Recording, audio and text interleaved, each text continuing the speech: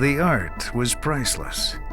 The theft was simple. A two-bit crook may hold the key, but the greatest art heist in history may never be solved.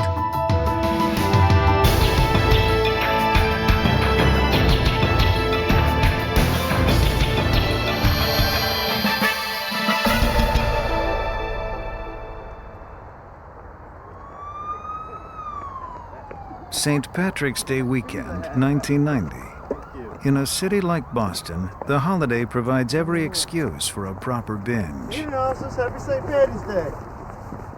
At 1 a.m. on Sunday, many were still partying.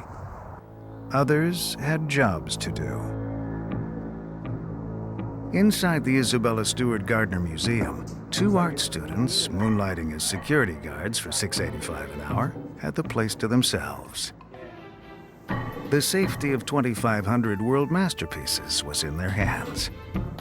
And on this night, March 18th, some of those treasures would slip through their fingers. Though the Gardner Museum had been retrofitted with video surveillance, an alarm system, and infrared sensors, the building wasn't designed with security in mind.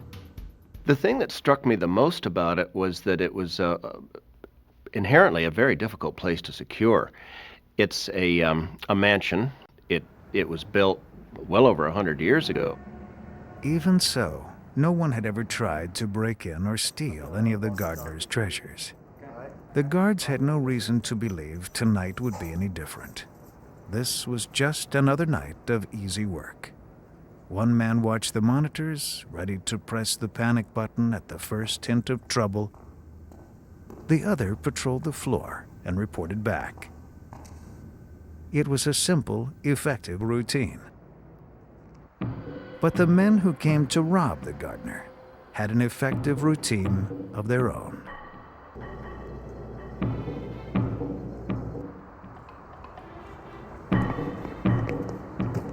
Open the door, Boston PD. The guard, surprised at the pounding, was doubly surprised to see it was the police. Bob, can I get you to come on down here? 10-4, copy that. Something kind of odd going on. Roger, I'll be right there, I'm on my way. The officer told the bewildered guard that someone from the museum had reported a disturbance. I didn't report any disturbance The here. guard tried to convince the officers that everything was in order. The police insisted on checking out the museum themselves. The criminal plan of the thieves, using the two bogus police officers to enter the Gardner Museum, was quite simple and quite easily executed. The Gardner Museum could have been as secure as Fort Knox, but that does no good if the guard's going to let the thief in. Even the most finely tuned security system can be undone by the simplest human miscalculation. Once the entrance was breached, the chain of events was set into motion. The officers deftly caught the men off guard by demanding to see their identification. How do we know you're not the disturbance? Why are you inside me right now? The young men hardly knew what hit them. In a flash, they were incapacitated and hauled to the basement. Take it easy. Get your hand up there. Shut up! Get your hand up there! Help! Shut up!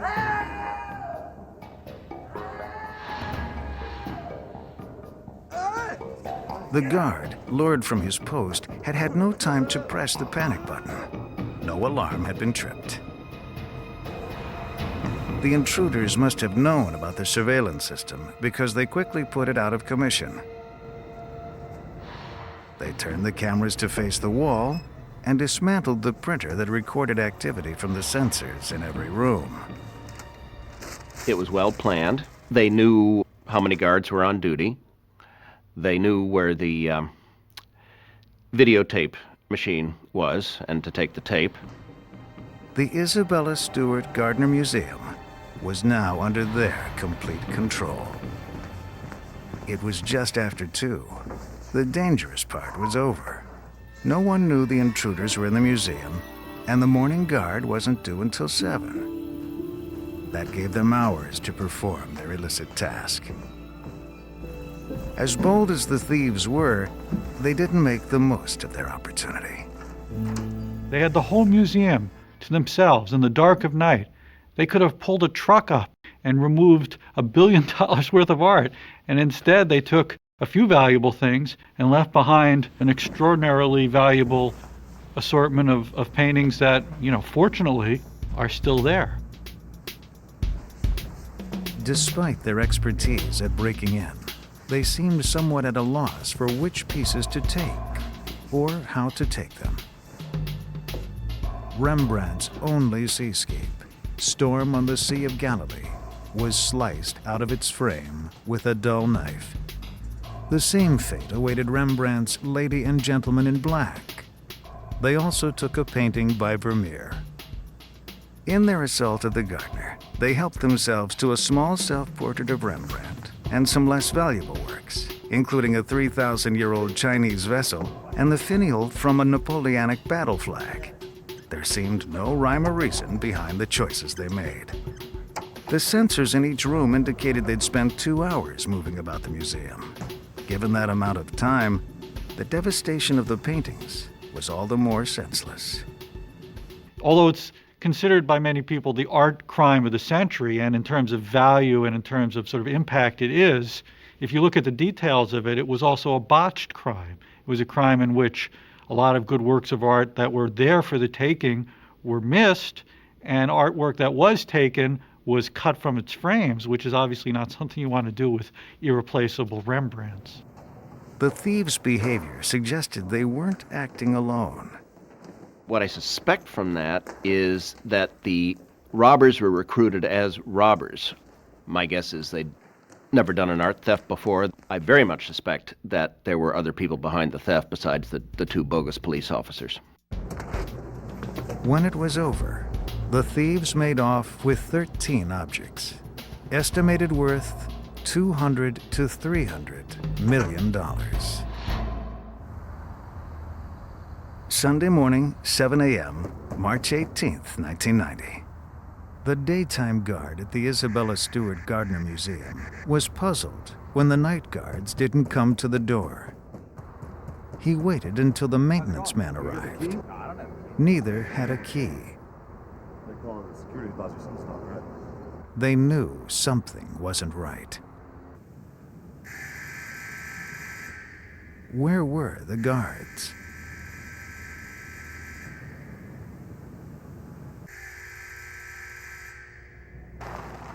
The museum's head of security arrived to let them in.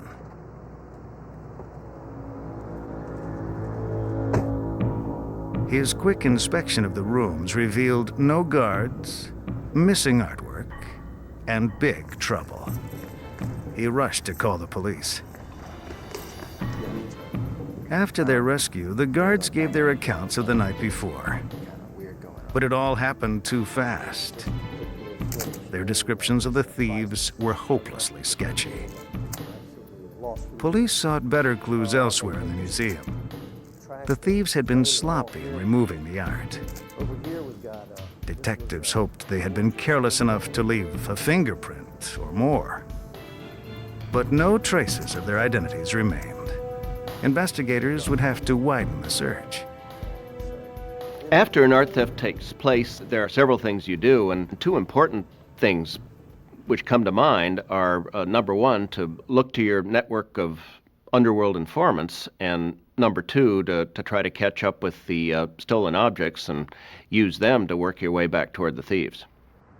Though the Gardner Museum and all its treasures are private property, art theft is a federal crime, the FBI's domain. Agents wasted no time comparing this theft to similar ones and gathering a list of suspects. They trusted that their network of informants would bring some other names to light.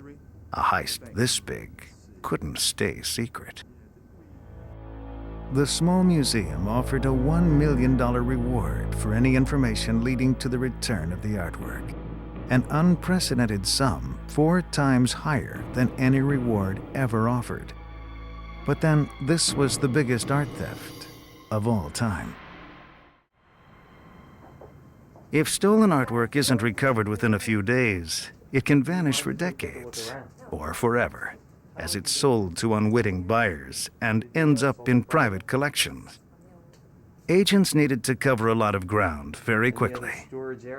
They visited galleries and auction houses to see what they could find in terms of tangible goods or idle gossip. Despite all their efforts, they found nothing. That wasn't entirely surprising. Some paintings are simply too conspicuous to sell.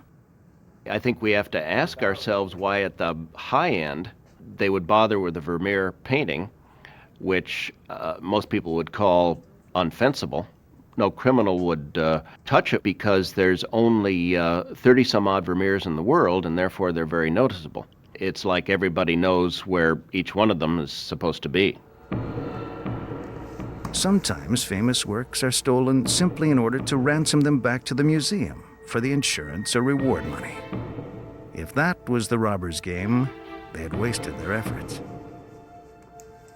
Though the $1 million reward was only a fraction of the art's value, the museum was unable to increase it. Then it shocked everyone when it revealed that the artwork wasn't even insured. And I begin with a bid of $500,000. Throughout the 80s, art prices skyrocketed. So did insurance premiums. The Gardner simply couldn't afford the coverage its collection deserved. Without insurance, the museum could offer no more incentive for the return of the art. The reward money did appeal to tipsters. One informant mentioned the name of a man with mob connections and his partner. But when agents tracked them down, they learned that one had been found in the trunk of a Cadillac, tied up, stabbed multiple times, and with a plastic bag over his head. The other had died of heart disease. Authorities were literally at a dead end. The clock was running. Authorities believed the art would keep changing hands between shady sellers and naive buyers, erasing the trail of the real thieves. As the months crept by, authorities feared that the Gardner Hall was destined to be part of the 75% of stolen art that is never recovered. Then, 7 years after the crime in 1997, the FBI convinced the museum's supporters to pool their resources, enabling the desperate Gardner Museum to increase the reward from $1 million to $5 million. The statute of limitations on the crime had expired 2 years earlier. The time was ripe for something to happen. While researching an unrelated story, Boston Herald reporter Tom Mashberg got a tip that a man named Miles Connor was involved with the Gardner caper. Now, if you're from Massachusetts or you're familiar with any of the sort of recent crime lore of the Boston area, the one name that rings a lot of bells is Miles Connor. Miles is sort of famous for being a very successful art thief. Well, I guess he's not that successful because he spent a lot of time in jail. In fact, Connor was in prison when the Gardner heist occurred. Mashberg learned that he had a friend, William Youngworth. Youngworth was an antiques dealer with 11 aliases and a 10-page felony record. He was under investigation by the FBI for firearms and drug charges. Youngworth also had in his possession a museum piece that authorities knew Connor had stolen years earlier. Mashberg started writing about Youngworth's connection to Connor and possibly to the Gardner crime. Youngworth wasn't happy about it. Well, after 2 or 3 articles appeared in which we really put some pressure on him and caused him a lot of sort of discomfort by putting his name out in the public arena, he called me up directly at the paper and yelled at me and told me to stop writing all these lies about him. But as they talked, Youngworth must have realized that the press, and especially Mashberg, could be his greatest ally. On August 18, 1997, Mashberg received an anonymous call asking him to meet a stranger in the middle of the night. Mashberg knew this had something to do with Youngworth and the art. So I met that person, and we took a long, circuitous drive through a dark warehouse district somewhere within an hour's drive of Boston. Youngworth had said he could broker the return of the artwork in exchange for the reward money and immunity from prosecution.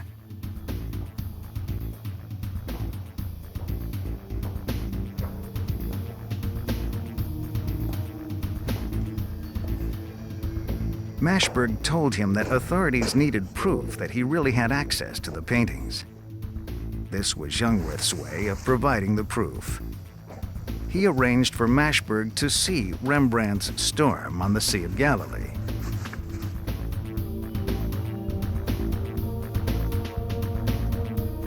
And the person shone the flashlight right on the signature as if to sort of say, ta-da, see, here it is. The signature Rembrandt that proves that we have the art. That's it. I didn't really get to see it. And I only got to look at it for about 30 seconds. Show's over.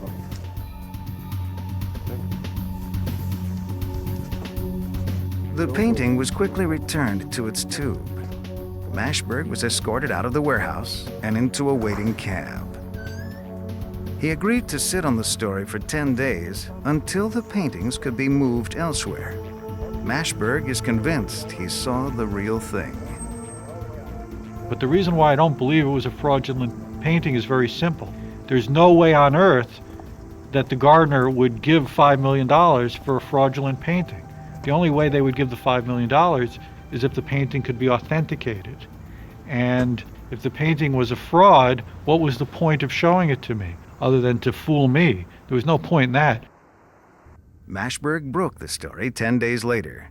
He wrote that Youngworth could broker the return of the art in exchange for the $5 million reward, his own immunity, and Connor's early release from prison.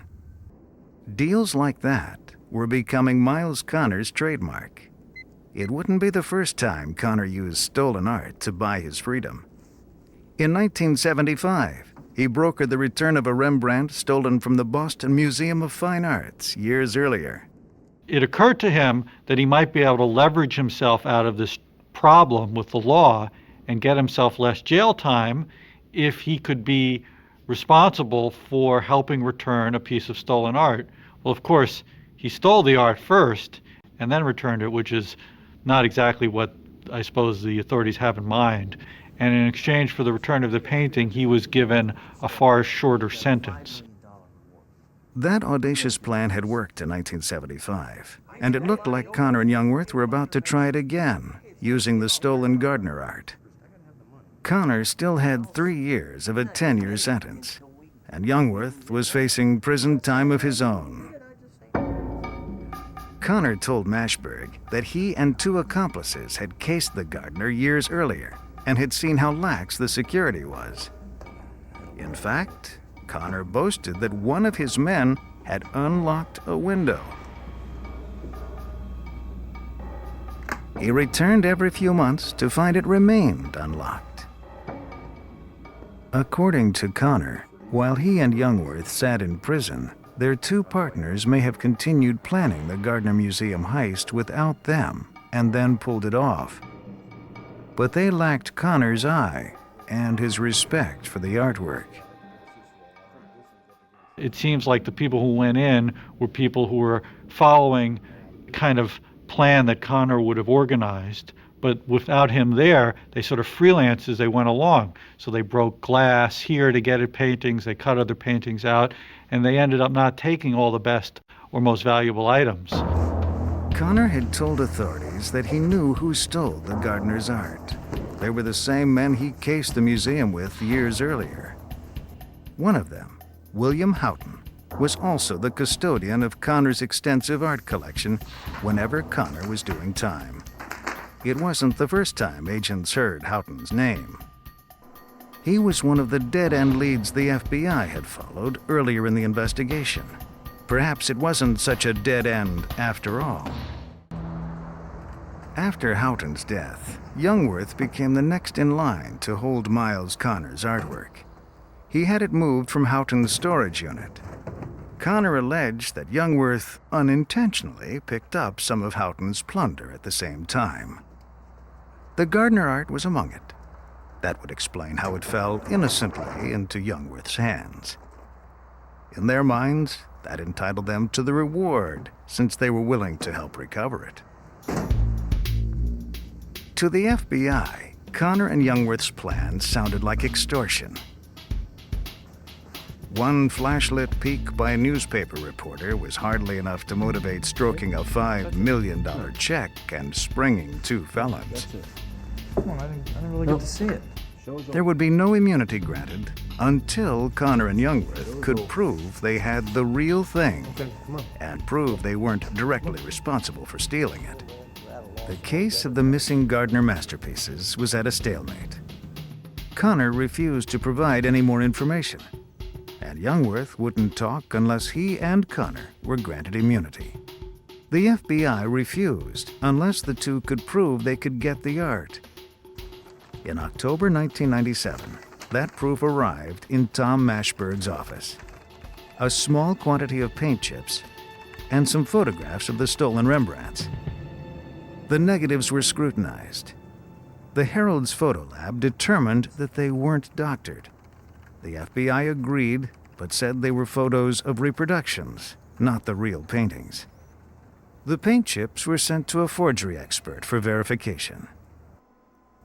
So he looked at the paint chips and he said that there was no way on earth they could be anything but from the era of Rembrandt, which is to say that they were paint chips from the 1600s from a specific region in the Netherlands where Rembrandt, Vermeer, and some of the other Dutch masters got their paint and painted their works. So that was a very good indication that the paint chips were authentic. Connor and Youngworth hoped this would be proof enough. It wasn't.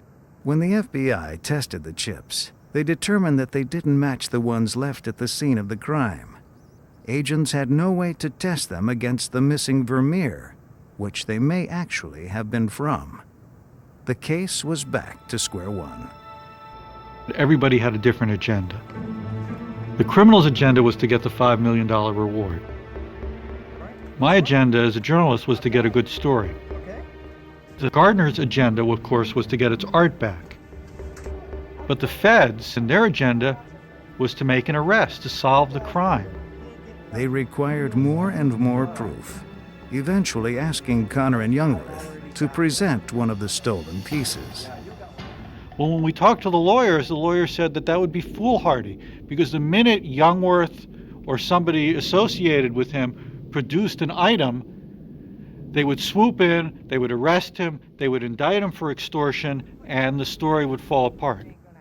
Connor and Youngworth didn't take the bait, and the negotiations, so promising a few weeks earlier, now began to break down. Connor insisted that the window of opportunity was closing. The time to act was now. But the FBI held its ground, demanding more proof. The two sides were at loggerheads. Communications stopped. In the end, everyone lost. Connor served his full sentence, and Youngworth went back to prison on unrelated charges. Neither would see a penny of the $5 million reward. In the Isabella Stewart Gardner Museum, empty frames hang on the wall, garnering as much notice, perhaps, as the artwork they once contained. The only winner, it seems, is Tom Mashberg, who got his good story after all, even if it's a tragedy. I think that the offer was genuine, and had everybody just followed through by granting the criminals immunity and by guaranteeing the transfer of the reward money, I think those paintings would have been returned. The possibility remains that Youngworth and Connor never really had the paintings at all. Officially, the crime is still unsolved. Removed from the rarefied atmosphere of a museum, it's likely that the paintings may no longer exist or are damaged beyond all repair. The gardener's stolen treasures may be lost to the entire world. He was the cat burglar to the stars, targeting the best homes to steal only the finest silver. The The hunt was on to catch a polished criminal with a sterling reputation.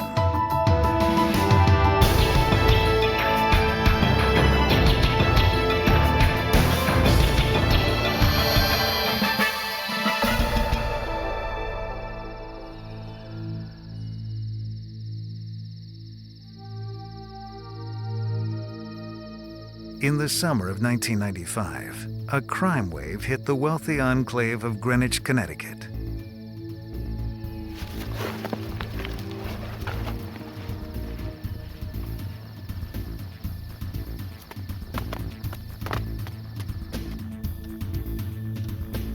The crime wave was triggered by one man, a master thief.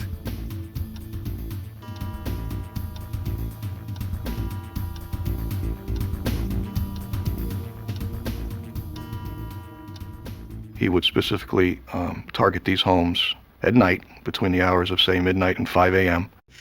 He would make entry by means of taking out parts of doors or windows which would not compromise the perimeter alarm if in fact the house had one. Greenwich is home to the likes of David Letterman and Martha Stewart. The average estate is worth $1.25 million. More than 3/4 of the homes in Greenwich have burglar alarms, but that didn't stop the burglar.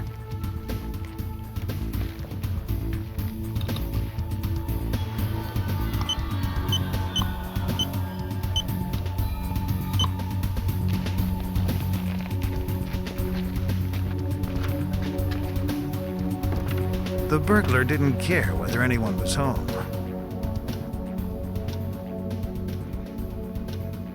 While the occupant slept just steps away, he went to work.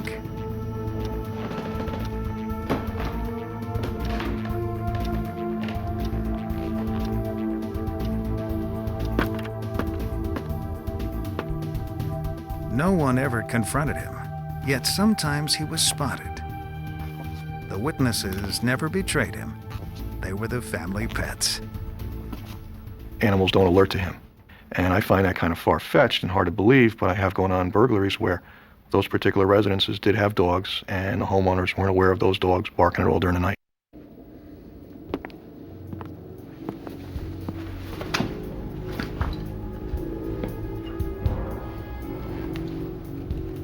The burglar could have taken anything he wanted. Cash, jewels, rare coins.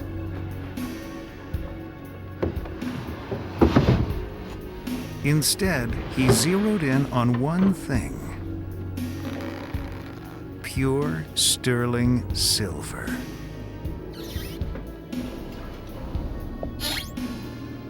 More than 95% of all burglaries are committed by petty thieves and drug addicts. They make clumsy break-ins and take what they can get. With these burglaries, however, we knew we weren't dealing with some junkie. The person had the presence of mind just to take the sterling silver. In other words, he had one target in mind, and even though other things might have been available, he had the discipline just to take the sterling silver. He had a collector's eye. Among his thefts, he made off with a set of sterling silver spoons worth more than $600, a serving dish worth $20,000, a coffee service worth more than $50,000.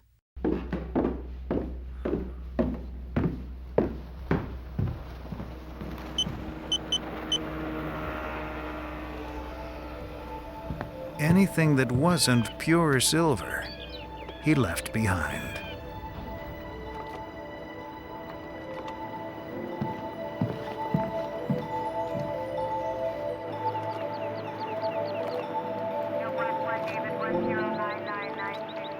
He left the police even less. No fingerprints, no clues, nothing.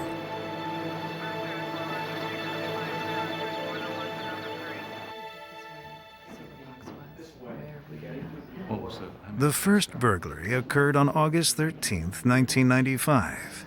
Secretary table, they took the vials, it was right here, very expensive one. Okay. Two more followed the same week. What was it? Each time, the burglar made off with sterling silver. Then, just as the toll of loot reached $100,000, the burglaries stopped as mysteriously as they began. Okay. I can't believe this. Almost 9 months to a year went on until we saw another one. And once again, we started experiencing this distinctive MO. At that point, we realized this got to be linked to our other jobs in '95.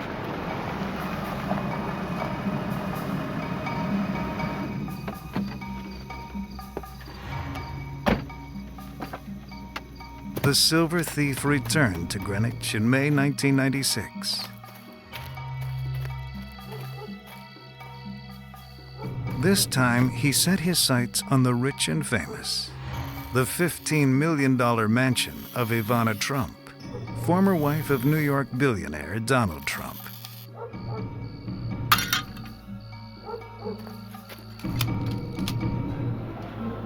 While Ivana was vacationing in Florida, the burglar climbed through a window and got away with more than $150,000 worth of sterling silver.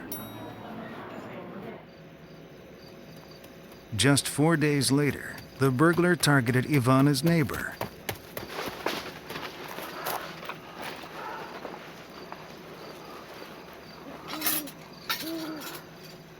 As usual, he took time to appraise his haul. He left behind some knives with stainless steel blades. He made off with 110 place settings of silverware. Total value, more than $200,000.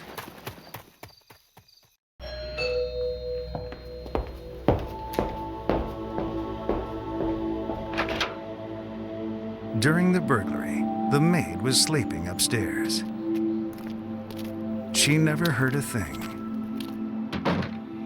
And then it looks like this is where he exited from?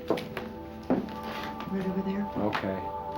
The next morning, she found a silver platter on the floor in the dining room. Doesn't look like It was too big for the hole the burglar had cut in the window. We've had our normal deliveries. That was when she realized the house had been robbed. And you haven't seen any strange vehicles going by or a vehicle going down the street here going really By now, the burglar's loot totaled $450,000. Very quiet, and The two detectives working the case still had no leads. After 6 silver thefts, Greenwich was on the alert, but publicity didn't intimidate the burglar. No one was ever harmed during the thefts. But the victims were still distraught. Because we work all these burglaries, I come to an understanding that the people are in fact affected themselves. It might not be a physical confrontation, but it might be some type of psychological damage because their personal space has been invaded and been compromised.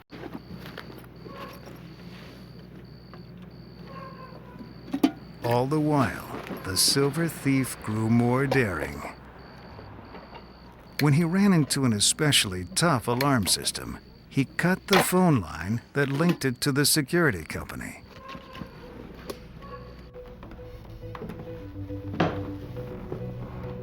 On August 24th, 1996, the silver thief committed his 7th burglary in Greenwich. The thief had almost finished when around 5 a.m., the butler heard a noise on the intercom.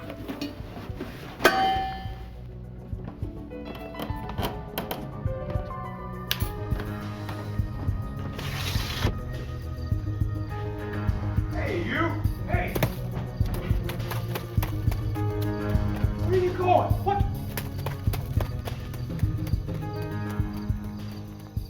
The butler never saw his face. Oh, Gentlemen, I was startled. The butler described the thief as a small, trim man. Just bolted out this window. That was all detectives had to go on. Ran out to the back of the yard in that direction. They searched the grounds of the estate, but they were too late. The burglar escaped with more than $100,000 worth of silver.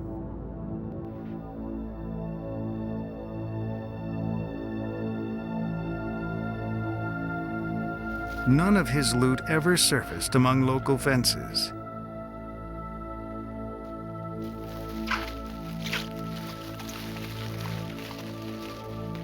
The Greenwich detectives surmised he shipped the silver to an accomplice in another state. In 7 burglaries, his haul totaled over $500,000 in silver.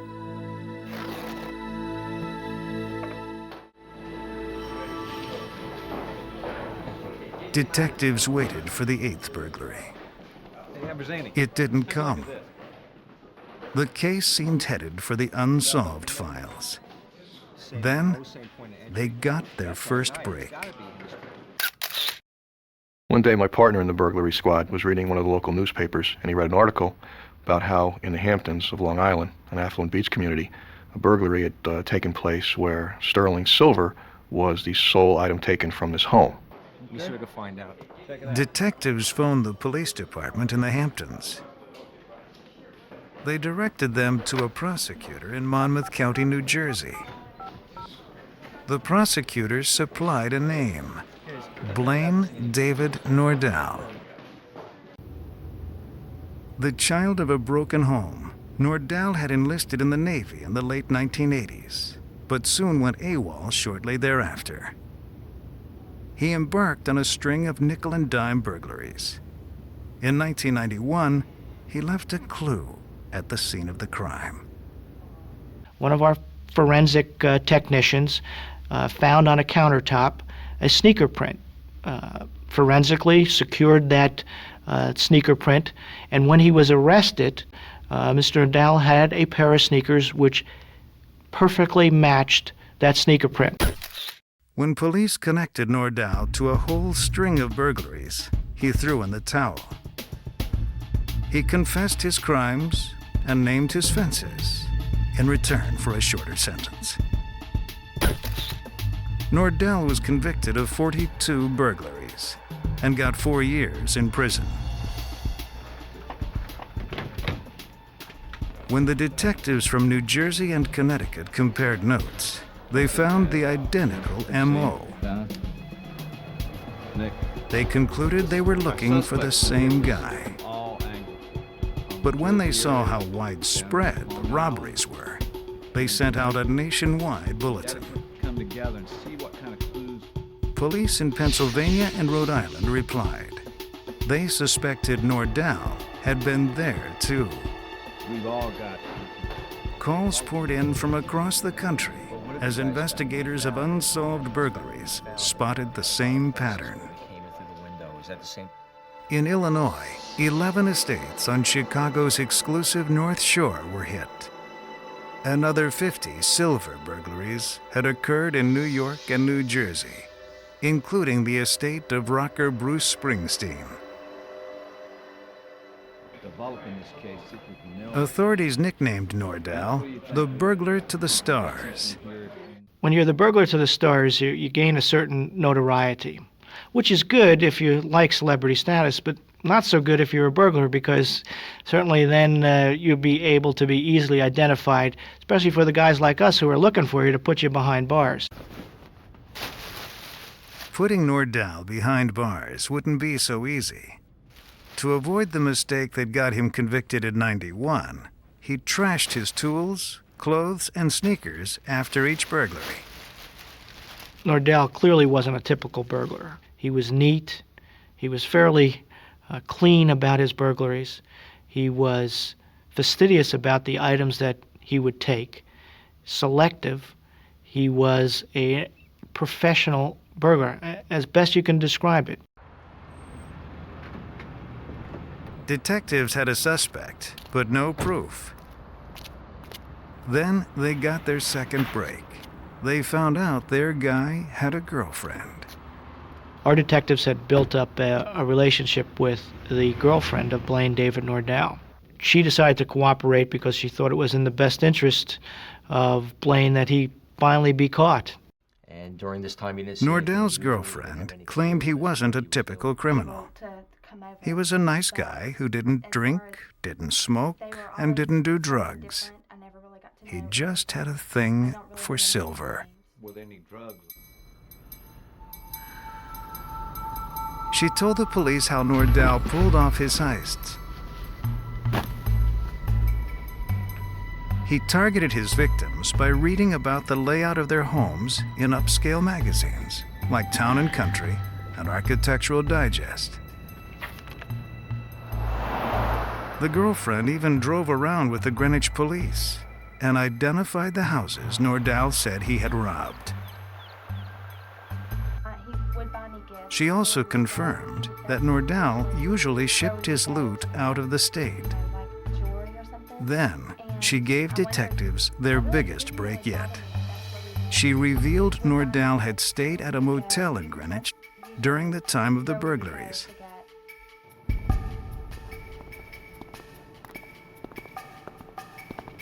Detectives decided to check her story. Can I help you?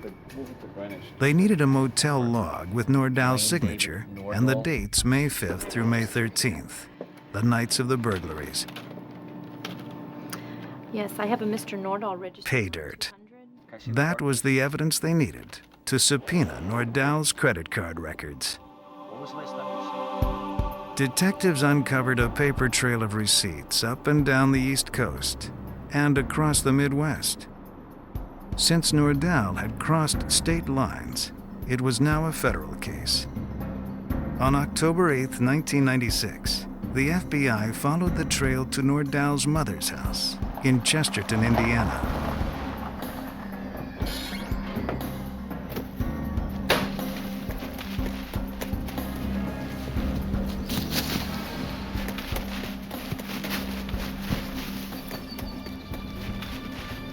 Oh, FBI! Freeze!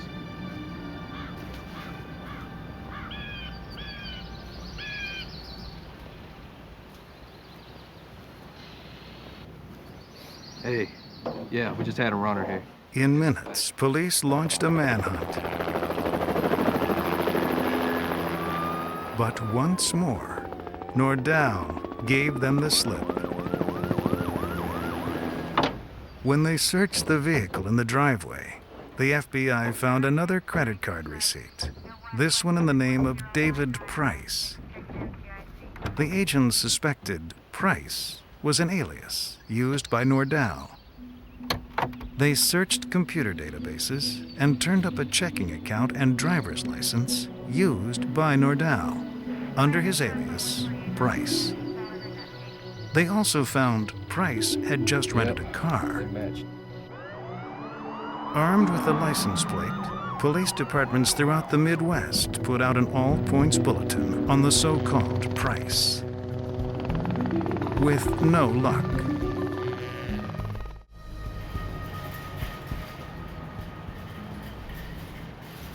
A week later, and 300 miles away in Sparta, Wisconsin, an off-duty cop with an unusual head for numbers recognized the license tag. He phoned in the plate number to his department and decided to tail the driver. The police phoned back and confirmed the hunch. The car had been rented by the fugitive silver thief, Blane David Nordahl.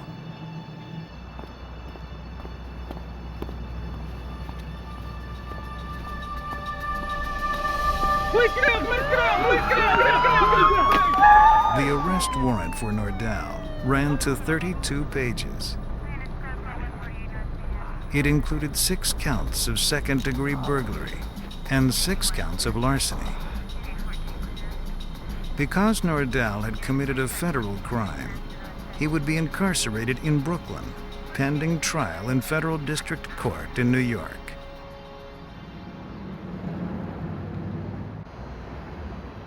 In his decade-long crime spree, Nordahl never stopped doing his homework.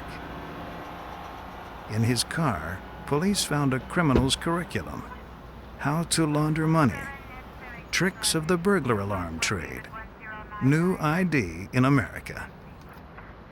They were the hallmark of a thief who tried to avoid making the same mistake twice and failed.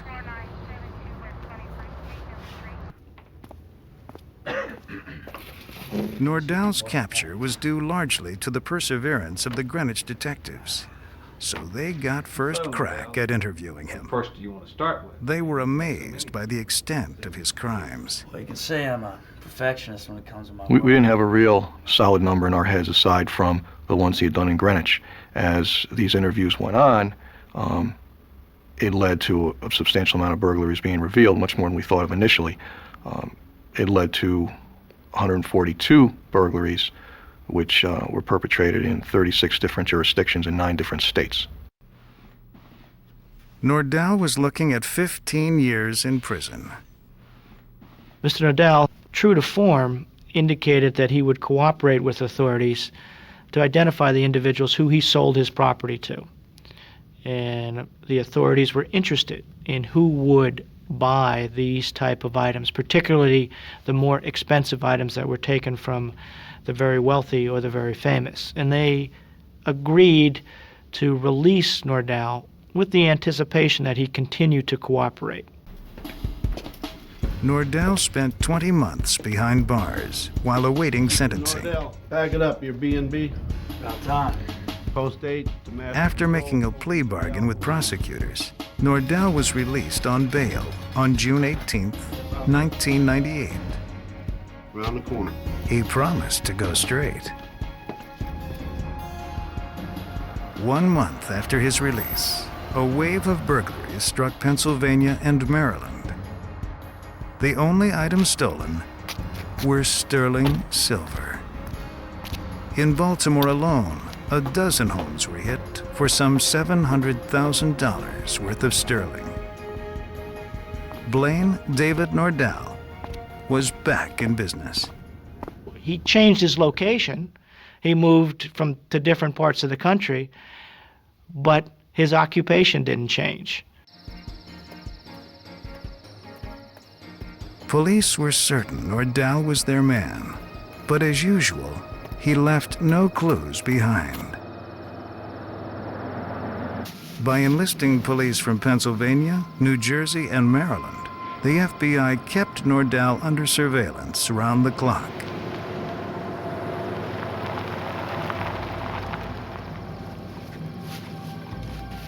For several weeks, they tracked him without result. Then, on November 16th, 1998, Maryland police tailed Nordahl to a wealthy suburb of Baltimore.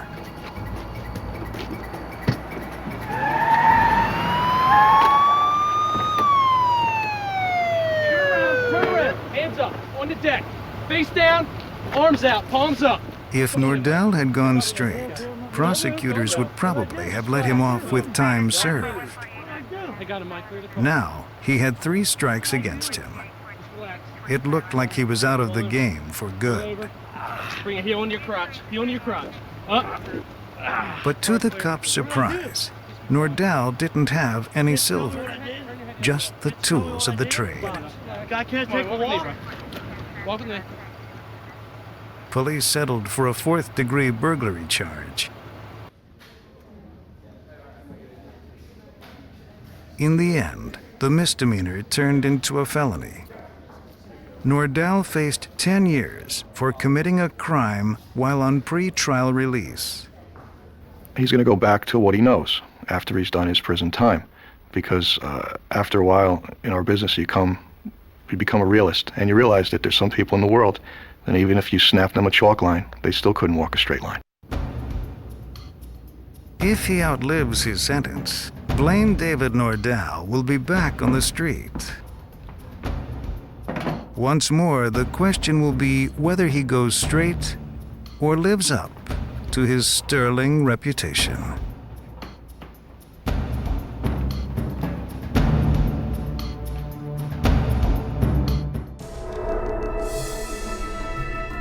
Philip Johnson had a dead-end job and a 5-year plan to retire rich.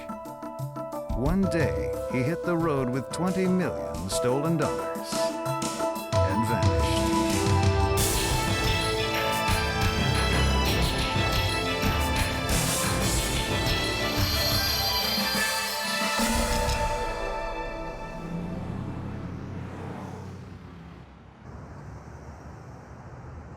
In March of 1997, 33-year-old Philip Johnson worked as a courier guard for Loomis Fargo Armored Cars in Jacksonville, Florida. At every stop on their route, Johnson left the safety of the steel-plated truck. He checked for any suspicious activity.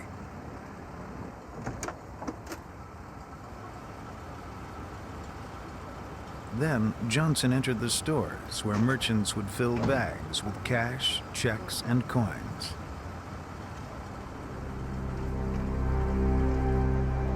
The tens and thousands of dollars Johnson collected made him a tempting target to any gunman. The guard remained completely vulnerable until he could make it back to the armored car. Meanwhile, the driver stayed in the truck cab behind the bulletproof glass with his doors locked. If anyone attacked, under no circumstances could the driver let Johnson back inside the truck. He would be stuck outside on his own.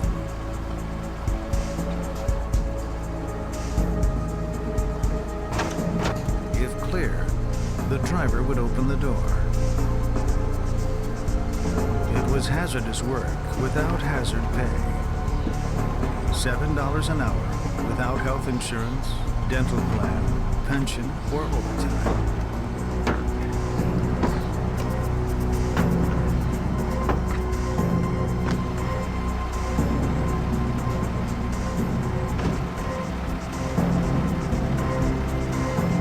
But the dangerous job did have a benefit that Loomis Fargo never planned on giving. By the evening of March 29, 1997, the day before Easter, a plan 5 years in the making was about to be hatched. Phil Johnson was motivated to pull the crime off by an extreme hatred for his employer, Loomis Fargo. He felt that he was underpaid, felt that other workers were underpaid, that the working conditions were not what they should have been at Loomis Fargo, and he was going to seek to make a change.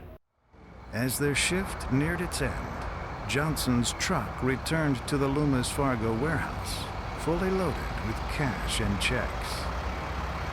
The driver began the routine check-in. A security guard inside the fenced complex identified the courier guard and his truck.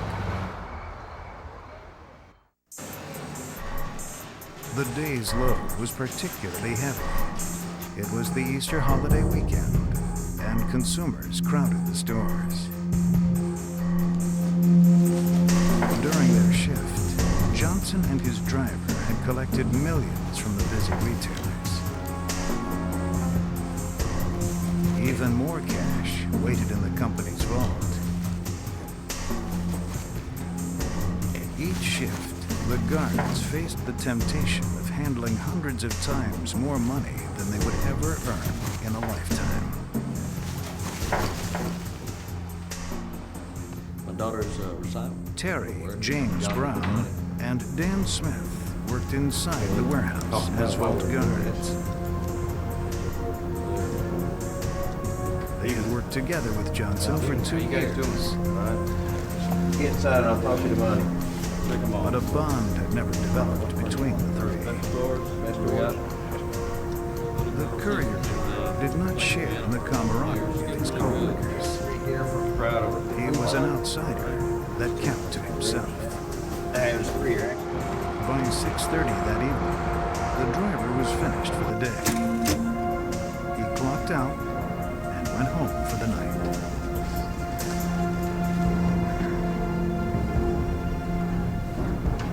However, company regulations required Johnson to stay on. As courier guard, he had to wait while the day's load was booked in. Here you go, guys. He had to help store the money. Another card. New models like yours.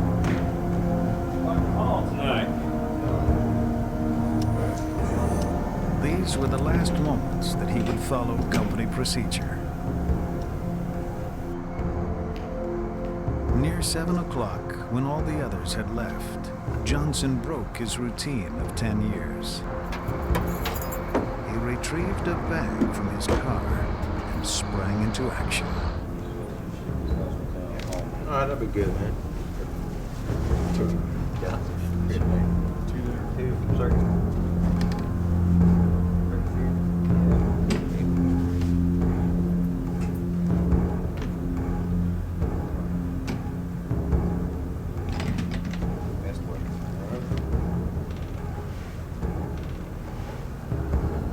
While the vault guards were busy, Johnson grabbed Smith's gun. Turn your back. Hands up. Back against the No, wall. what are you doing? Shut up! I mean, never. Come on out here. Hands up. No, what the hell are you Shut doing? up! Hands on the back of your head. Now! You got Now! Brown, down. When asked Get the what he was shackles out of the doing, bag. Johnson told his coworkers it wasn't a joke. Then he ordered them to put shackles and handcuffs on and to lie down next to each other. Speed it up. Take that. Shackle. Lie on the floor. Lie on your belly. Lie on your belly.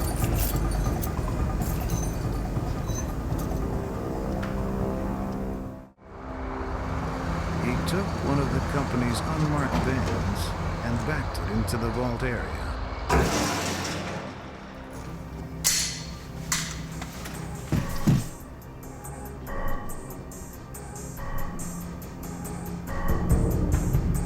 You guys comfortable?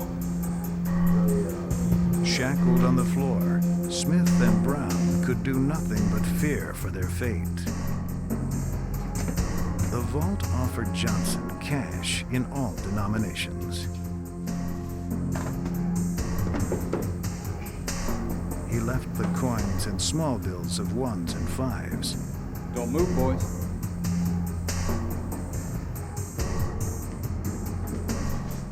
He just took 10s or higher in unmarked, non-sequential bills. It was every crook's dream. With a half a ton of cash, the van took 2 hours to fill. But Johnson was in no hurry. He knew the next shift wasn't due till the morning. All right, gentlemen, I want At you to go. gunpoint, he moved the 2 bound guards into the back of the van.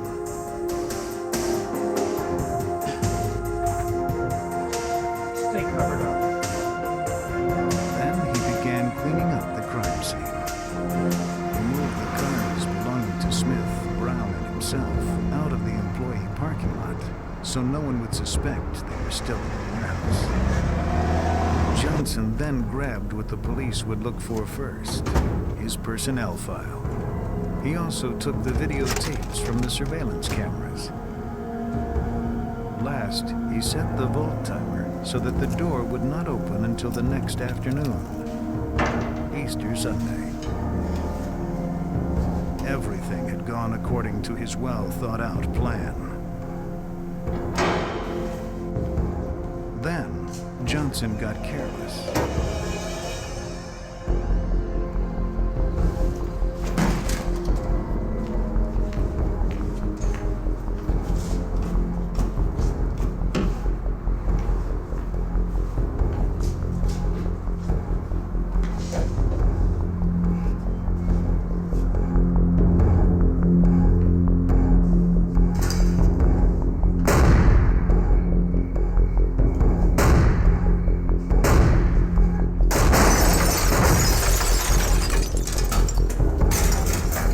Johnson, what are you doing? Get your head down. What are you looking at? Get your head down!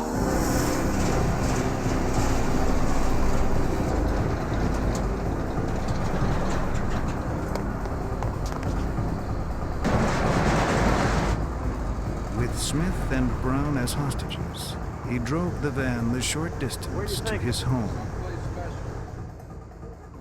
Hold up. All right. Go. Walk. Looking forward. What you doing, man? Just hold on. Just, all right. You see the closet right there? Just right here. This ain't Put necessary. your hands on that pipe. Grab the pipe. All right? What are you doing this for? He handcuffed Brown to a closet pipe. He spoke about how unhappy he was in his job. Johnson. I'm not gonna hurt you. You'll be all right. You just can't leave me like this. Johnson returned to the van. He threw a blanket over the shackled Smith and threatened to kill him if he put up any struggle. Then, as they drove north, Johnson asked Smith why they hadn't been friends. He wanted to know why Smith hadn't ever asked him to go out for some pizza or for a beer. There wasn't much Smith could say. He was a very quiet, withdrawn individual.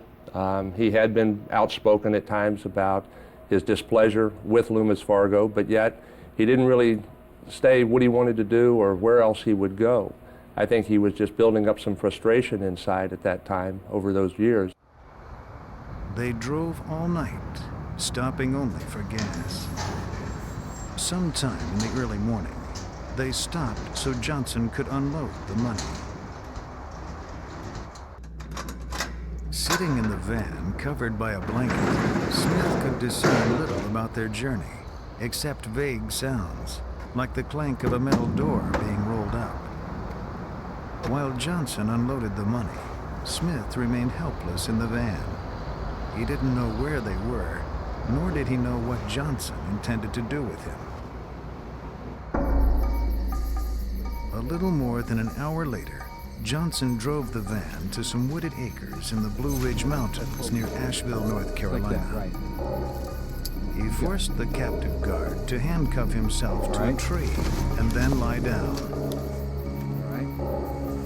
Johnson then began to rant about his life. 10 years I worked for that company. Think about that. They didn't pay me my overtime. Johnson left provisions and warm clothes. Before he drove off, he promised that in 2 days he would call the authorities and inform them of Smith's location. Don't worry.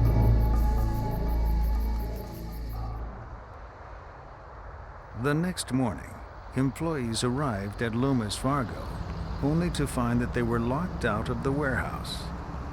They called their supervisor. He arrived with the master set of keys. However, neither keys nor combination allowed them access to the vault. One glance at the monitor of the security camera inside the vault told them why. Yes, this is the supervisor for Loomis Fargo. We have a problem. They had been robbed. Jacksonville police responded immediately to the call. But they had to wait hours for the technicians to open the vault. A quick tabulation of the missing money put the theft at over $10 million. The FBI immediately stepped in because of the amount involved and because much of it was federally insured money. The federal agents first inquired about missing Loomis personnel. All but Smith, Brown, and Johnson were accounted for. And Johnson's file was gone. You're missing Johnson? At the same time in North Carolina, Smith had freed himself. He used a Swiss Army knife to pick the lock on his handcuffs. Then he walked to a nearby road, where he was picked up by a forest ranger. We were notified here in Jacksonville that Dan Smith had in fact freed himself on Sunday, and many of the pieces of the puzzle began to come together. Smith led the authorities to Johnson's house.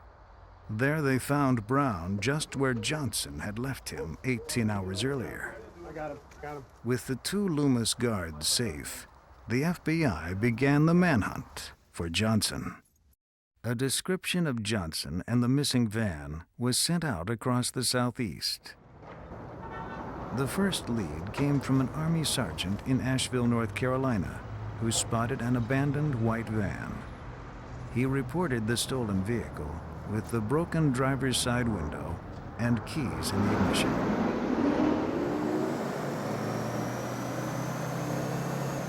Within minutes, 65 police officers and FBI agents descended into the area. But they were too late. Their suspect had bought a one-way ticket out of town. He was safely on his way to freedom. $7 an hour. That's what Philip Johnson made. Driving a Wells Fargo truck, he hauled millions every day. But you can't be much of a player on $56 a day. $7 an hour. Musician Al Wells immortalized the caper in song for WOKV. This is Mike Miller on News Talk 690 WOKV.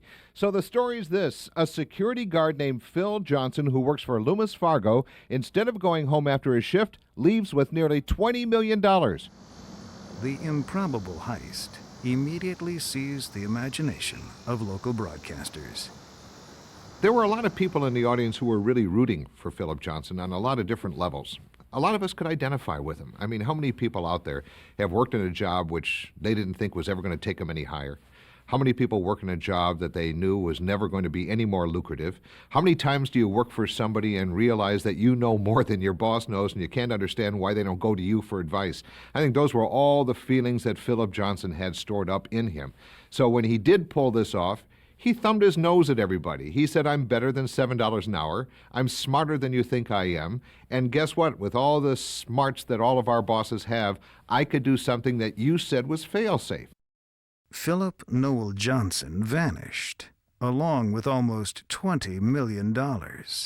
More money than any individual in U.S. history.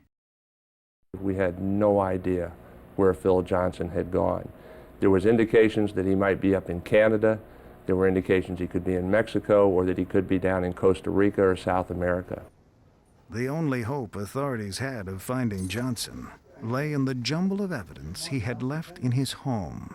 Ironically, it was the chaos that was left behind at his house that created the confusion for law enforcement. There was so much stuff there. Investigators found Johnson's home to be one of a tormented but brilliant loner. They also discovered a paper trail that took them back 5 years earlier.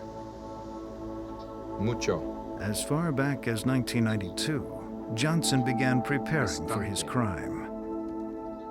Several former roommates told authorities Johnson was difficult to live with. Stop leaving your crap around in my room. Investigators discovered that Johnson stole his roommates' identities. He borrowed their driver's licenses and birth certificates to create a long list of aliases. The FBI began to canvass places where Johnson could have dropped off the money in the North Carolina area. Their stops included Mountain Home Mini Storage, a 100-unit storage warehouse 15 miles south of Asheville. What we did was we put out communications through our network of FBI offices and resident agencies all along that corridor to go to all of the storage facilities within their territory, to show the pictures that we had of Phil Johnson, to describe what had happened, to see if there was anyone that had storage facilities in any of the aliases that we had and whether they could put an alias with a face, and in hopes of finding the money. Nevertheless, no employees at the Mountain Home Mini Storage recognized pictures of Johnson. The investigators left the facility, even though they were within yards of the locker where Johnson had stopped the van and unloaded the money. For months, the trail grew cold. Authorities had little idea of where Johnson was. They worried that he had safely traveled to Brazil, where the United States had no extradition treaty. But their greater fear was about the money. The question on everybody's mind was, what did Johnson do with the $18.8 million? Some thought he might have buried the money, hoping to come back years in the future when fewer people were looking for him. The FBI worried that he might crate it and ship it out of the country. Others thought that Johnson was ornery enough to burn it all, just to spite Loomis Fargo. And I think we all believed that if we found the perpetrator, we would find the money, and that the reverse might not necessarily have been true. 5 months later, Johnson made a fateful mistake. For reasons still unclear, he tried to sneak back into the U.S. from Mexico at the Gateway International Bridge in Brownsville, Texas. the American customs officials asked everyone off a northbound bus and began a routine inspection of the passengers.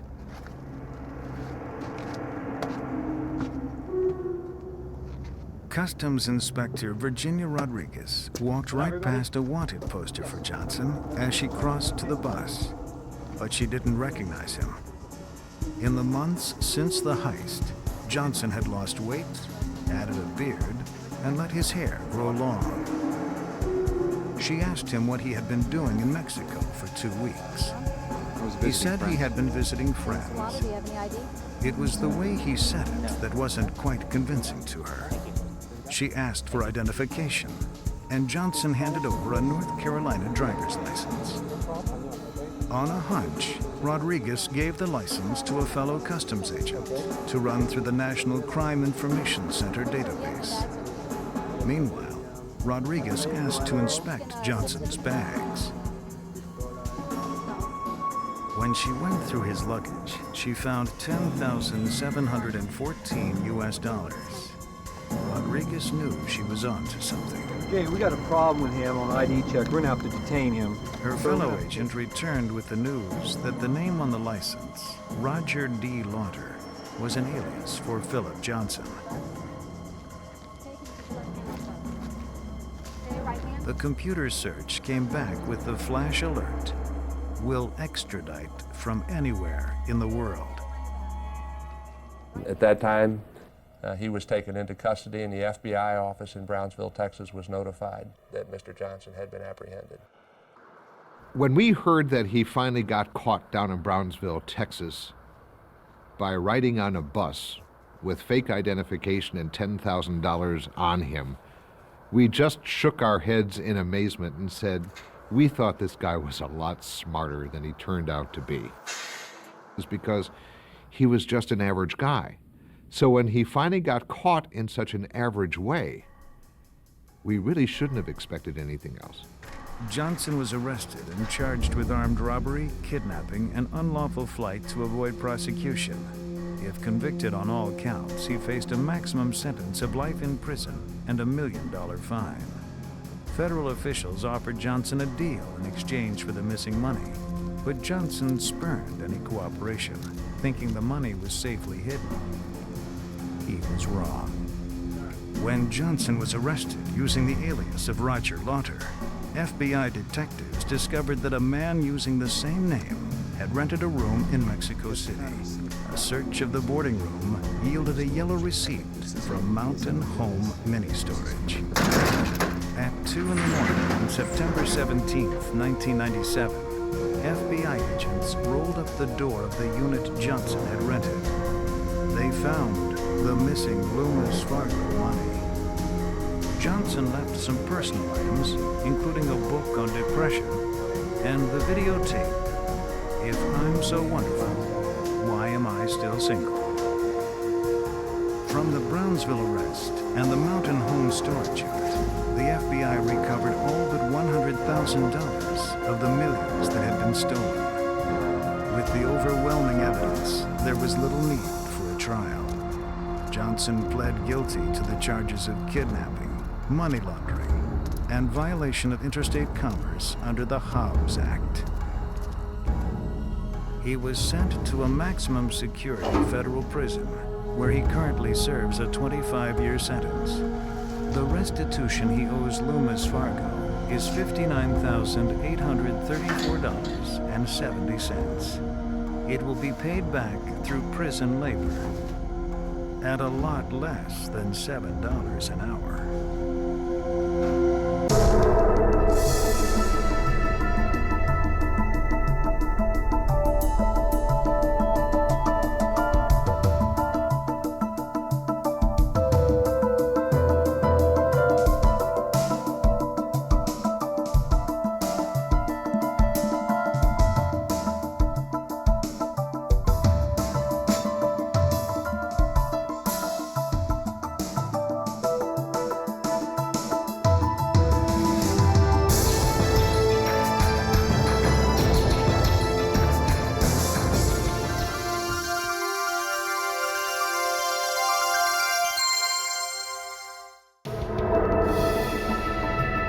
when a shipping clerk's idle scheme turns into the biggest heist in U.S. history, no one's more surprised than he is.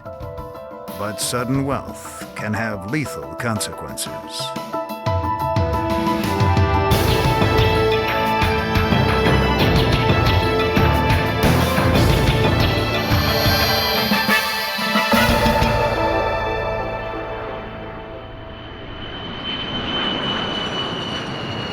Friday, December 8th, 1978, New York's Kennedy Airport. It's business as usual at the Lufthansa Overseas Cargo Terminal. Each year, billions of dollars in cash and merchandise clear this room from all over Europe. The lure of this untold wealth can be intoxicating. And a Lufthansa shipping clerk named Louis Werner fell deeply under its spell. Deep enough to be in way over his head. When he wasn't gambling away his paycheck, Louis Werner and his best friend and co-worker, Peter Grunwald, thought up ways to rip off Lufthansa. Years earlier, they even drew floor plans and copied employees' schedules. In fact, they devised what seemed like a perfect plan, except for one crucial detail. The only thing that required the plan to work were robbers, which Grunwald and Werner had terrible difficulty finding. They fought over what to do next, and their friendship disintegrated. The plan sat, nearly forgotten. As months passed, Werner went further into debt. He began receiving threats from his bookie, a man named Marty Krugman.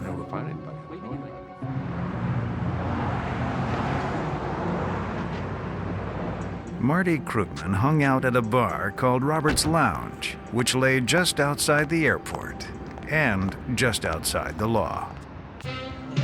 Robert's Lounge is one of those places you wouldn't want to be caught dead in. Though for the guys who come here, being caught dead is an occupational hazard. It was the haunt of a gang of hoods and cronies known predictably as the Robert's Lounge Gang. Their lives was a series of scores. Scores meaning a job, a criminal job, whether it be an armed robbery or to beat somebody out of money, a local proprietor, or a scam. They went from one to another.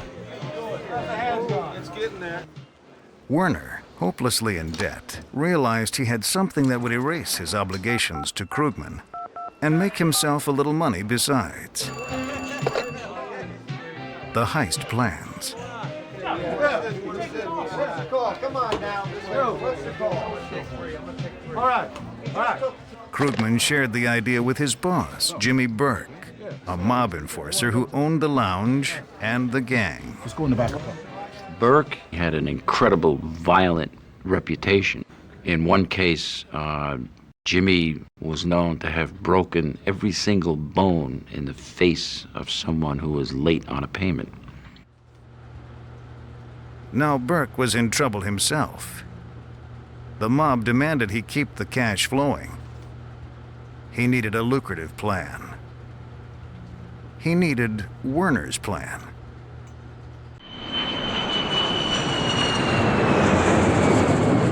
New York's major crime families had their hooks in Kennedy Airport. Burke would have to have their blessing first. No problem. Let me tell you, I got something lined up. You got an inside man. Burke told the plan to his boss, Paul Vario, a captain of the Lucchese crime family. Burke promised him the lion's share of the profits. The entire haul was expected to be around $2 million. Permission granted. No, you're gonna be Armed with Werner and Grunwald's plan, Burke and the Robert's Lounge gang hammered out the details. They'd go in late, when only a skeleton crew of 10 was on, striking while the graveyard shift was at lunch, The gang would break into two teams. Team 1 would capture the employees in the lunchroom.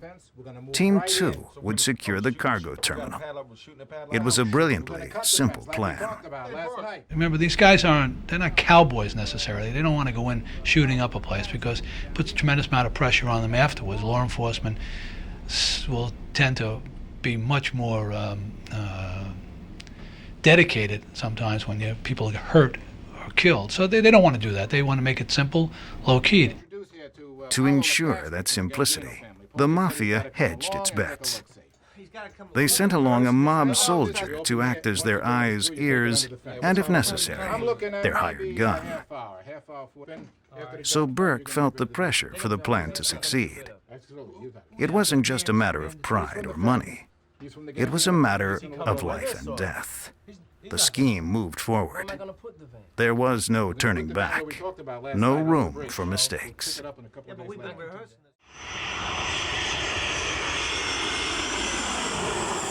Monday, December 11th, 1978. Just before 3 a.m., Burke's team pulled into the Lufthansa air cargo terminal, right on schedule.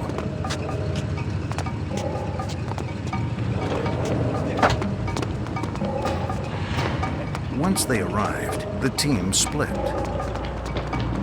Team 1 rushed into the building. Team 2 pulled the van into position.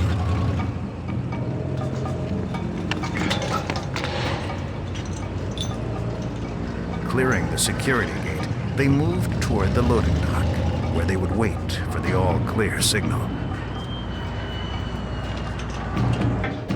Team 1 headed toward the lunchroom. On their way, they split up to sweep for any employees who weren't at lunch. Don't move! Look, get the other guys! Where are the other guys? In the lunchroom. They surprised the cargo agent in his office. He went home. Don't look at us. Good. Oh, you just stay with him. Yep. 1 man down, 9 to go. Inside the van, the waiting was becoming unbearable. Take this off. Can't have And it so anymore. were the heavy ski masks. Jeez, what is going on here? I don't know. Team 2, away from the action, was lulled into complacency.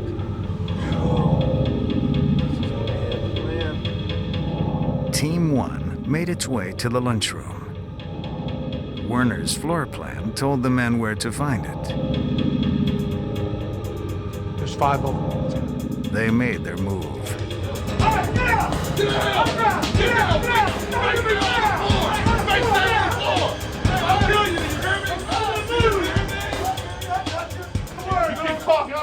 They handcuffed everybody so that nobody could move. They all had masks on so that there would be no issue of being recognized. In a sense, it was fairly professional. Don't get hurt. The goal was to capture the supervisor who had the key to the high-value room. Catching him and the other roving employees would present more of a challenge. This was the most dangerous part of the plan. If just one person evaded their net, the whole scheme could crash down around them. And during the robbery, there was one glitch. A worker for Lufthansa who was doing his rounds came back, and he noted the van and noted that something was suspicious. When he got out, they grabbed him. Hearing the commotion, the warehouse manager stepped out to see what the problem was. Come here. I got one right here. Get it. Let's go. Both men were forced into the van. Get in there. You gotta stay down. Get your face down. Don't even look at me. Stay down. Realizing that they had been seen without their masks, the robbers took the captives' IDs and read their addresses. You, give me your wallet. We're going to see what's taking so long. Okay, give me your wallet. Turn around. I didn't say you look at me. You ever rat out on me? I'm going to come after and find you. They threatened to kill them if they went to the police. I'm going to come after and kill you. You understand me? Do you understand me? Yes. Get down there. You, don't move. Right. Don't move. All right. The supervisor, unaware he was being tricked, answered an urgent call to come to the lunchroom. Don't be afraid. and fell into the hands of his captors. Get hurt. You Rudy? They demanded to know where the security guard was. I don't know. Don't lie to me. The supervisor didn't know. They didn't trust him, so they took him along on their hunt for the guard. The security guard, the only one on the graveyard shift, had been employed at Lufthansa less than 2 weeks. He was still trying to learn the procedures and already grappling with the stultifying boredom of late-night security. Go, go, go. Hands on the head, hands on the head. Get down, down. Don't make a word. Don't say a word.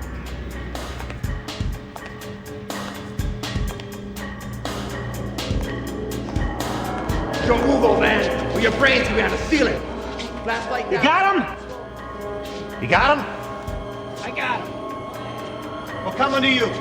Come on. Hands on your head, hands on your head. Once the guard was subdued, Team 1 began looking for the 2 missing employees. They could be anywhere. Don't lie to me. I don't know. Watch these. The garage door rolled open, and they learned that Team 2 had matters under control. 2, how many you got? I got 2. Where's somebody else at? In the lunchroom, we got 2 down here. Get those 2 in here. Get those 2 down here. Get out, let's go. Come on, come on, come on. Get out, get out, get out. Get out, get out, get out, get out. Everyone was accounted for. Get out, get out. They then forced the supervisor to hand over his alarm keys. Where is it? Where's the alarm? It's right there. Wait a minute. Let him do it. At the last moment, they had second thoughts and had the supervisor turn off the alarm himself, in case there was some trick involved. Don't screw up.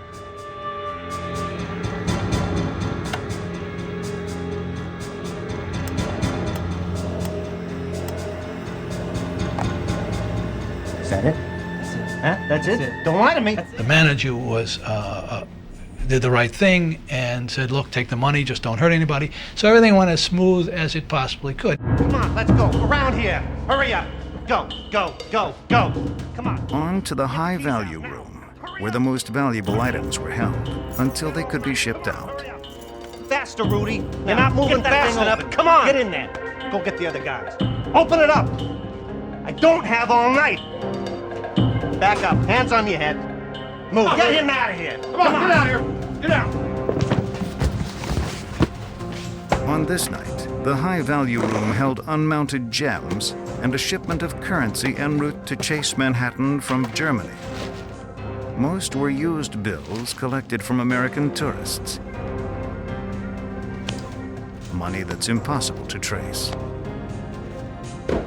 Invigorated by their success, the men loaded 72 boxes in a matter of minutes. They kept unloading and unloading and unloading, and before they knew it, they were unloading boxes of money and jewelry until they just filled the van to the brim and had to leave stuff there. It was time to move out. A little over an hour after they arrived, the Roberts Lounge gang left, richer for the experience. They kept to the speed limit. The van was followed by a chase car driven by accomplices who would try to distract any pursuing police. It wasn't necessary. The getaway was clean and quick.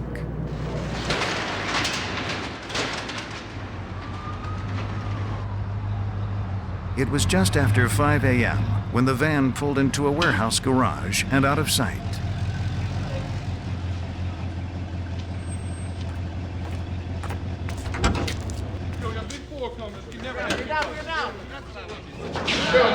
The men began the happy task of unloading their haul. They'd each get their cut, but only after Burke and the Mafia Dons got theirs.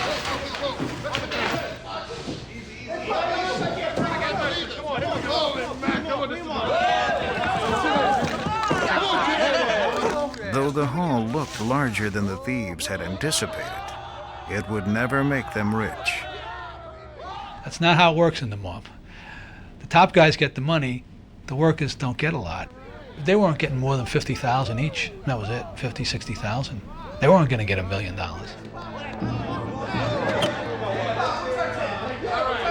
Burke asked one of his henchmen, Stax Edwards, to get rid of the van.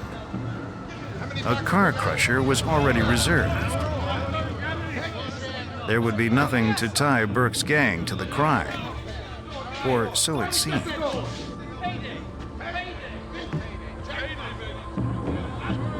Because Burke immediately took control of the money, his men had to learn about the size of the haul by hearing it on the news. At approximately 3:45 this morning, what was reported to us by Lufthansa Airlines was a armed robbery of approximately, according to Lufthansa, $3 to $5 million, which has not been verified at this time. The whole country was talking about it. Final estimate, around $7 million in unmarked currency and $1 million in unmounted gemstones and gold. The loot was virtually untraceable, the haul unprecedented, the timing impeccable. And then they realized how big it was. And bottom line was it was too much, it was too big. And that's what caused their undoing. That's what they crumbled because of it. It was just too big for them. The men's fee now seemed like peanuts. It paled in comparison to what the FBI was offering for information about the crime. Some of the gang hinted to Burke that they'd need more money to keep his name out of it. The magnitude of the caper assured that the authorities weren't going to give up until it was solved. The FBI knew by how smoothly it went that it was an inside job. When they questioned the Lufthansa employees, two names kept coming up. We had people saying that Grunwald and Werner were involved in this. We had enough people saying it, but not enough evidence. Nobody to testify that they knew any of the details. And but we keep an eye on these people. Is that what you think? You think you'll take the whole? When Werner arrived at work the next day, Peter Grunwald confronted him right away. He knew that Werner had stolen the plan and betrayed him. Grunwald told him he wouldn't get away with it. Werner was confident he already had. FBI investigators knew that Werner and Grunwald couldn't have pulled it off by themselves. They had another suspect. When this happened, everybody in law enforcement was taking claim to it because everybody, Port Authority at JFK knew Jimmy Burke. They knew of his involvement at the airport. It was just a matter of connecting Burke with the crime. The courier and the warehouse manager gave police descriptions of the two men who held them in the van. The warehouse manager got the best look, but it was only a glimpse, and he was too terrified to remember much. This could have been the FBI's big break, but that's not how it turned out. We tried to do an artist conception with him. We came up with something, but it really we couldn't do anything with it. 3 days after the heist, a parking officer in Brooklyn spotted a van matching the one the victims described.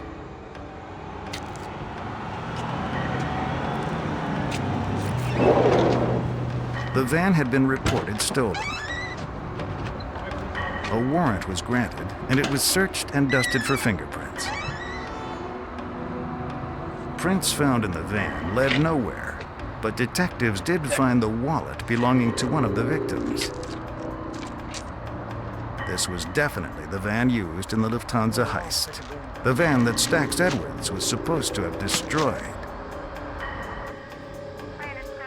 Several days later, detectives found Stax Edwards shot to death in his apartment. We knew that he hung out in Robert's Lounge. We knew that he was kind of a knock-around guy. As soon as he shows up dead with a bullet in the back of his head, you put two and two together, okay? He was involved in it, Clearly he must have been involved in it because we knew Burke was involved at the time. Meanwhile, Louis Werner began receiving portions of his cut, 10% of the total take. It arrived a little at a time in a variety of clandestine ways. Then, unable to control his conspicuous consumption, Werner bought a new van. The FBI didn't fail to notice his newfound wealth. They were already watching him, and they'd learned that his bookie was Marty Krugman of the Roberts Lounge gang. Krugman was the connection to Burke that investigators needed. But when they paid a visit to Krugman, they were only half surprised that he wasn't there. When he failed to reappear, he was presumed dead. His body has never been found. The links between Jimmy Burke, the crime boss, and Louis Werner, the inside man, were breaking one by one. Every time you got a lead, every time you found somebody else that might have been involved in the case, you would try to act as quickly as possible. So just as we get one thing, the next you turn around, another body, another dead body, another dead end. Extremely frustrating. The FBI thought if they put pressure on Werner, he'd give them the connections that would lead to Jimmy Burke. If you're aware of anything, to get to Werner, they pressed his old friend Peter Grunwald. He was subpoenaed as a material witness. got our phone number. And that's when everything starts to unravel. Because once Grunwald is put under pressure, he folds like an accordion. The FBI orchestrated an accidental meeting between Grunwald and Werner at headquarters. Grunwald had already told authorities about how he conspired with Werner, how Werner stole his plan and robbed Lufthansa without him. You're crazy. Werner still proclaimed his innocence. But I know nothing about it. Even so, investigators had everything they needed to charge him with the crime. But they were after bigger game. Jimmy Burke and the Roberts Lounge gang. Werner refused to cooperate. He demanded to go on trial, denied everything. They would say, Louis, listen to us. You can't beat this case. We're prepared to offer you a reasonable deal. You can tell us who you talked to from Jimmy Burke's gang. That's the critical connection we need. Without you, we cannot make that connection. Investigators say Louis Werner is a Their gambler, pleas fell on deaf heavily in ears. debt to associates of the Paul Berry. Werner stood trial and received a 15-year sentence. After several months, his thoughts cleared. He decided to talk, to tell authorities who his contacts were. But he was too late. Now he's finally going to tell the truth. He's going to finally tell the story. What's the problem? The problem is the guys whose name he mentions is dead because Burke has anticipated just that very possibility. He was found in the basement hall. There's a saying that 3 may keep a secret if 2 of them are dead. By killing off most of his gang, Burke had successfully severed his ties to the Lufthansa caper, leaving police with nothing. But the most elaborate American caper of its kind was also the most futile. Nobody involved with the heist lived to spend their money. Burke regretted the day that he heard about all his money to be robbed at Lufthansa because he said the money turned out to be cursed. Whoever it touched, whoever got near that money, died or went to prison. It was almost as if the money was toxic.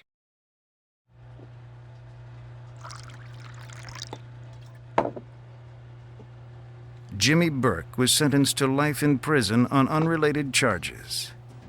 Louis Werner was the only person to be charged for the crime. None of the $8 million has ever been recovered. It's presumed to be in the coffers of organized crime.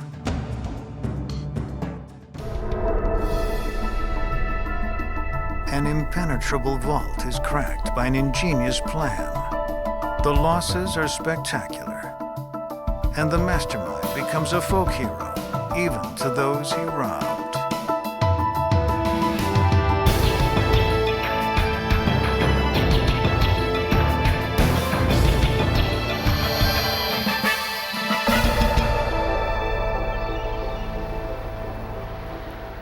Every summer, Europe's elite flock to the French Riviera to soak up the Mediterranean sun. They spend their millions in the lavish casinos, exclusive boutiques, and world-renowned restaurants that adorn the coastline. The affluent citizens and tourists safeguard their wealth in the vaults of the area's banks. One of the oldest and wealthiest of these fortresses is the Bank of the Société Générale in Nice. Monday morning of July 19th, 1976, started like every other weekday.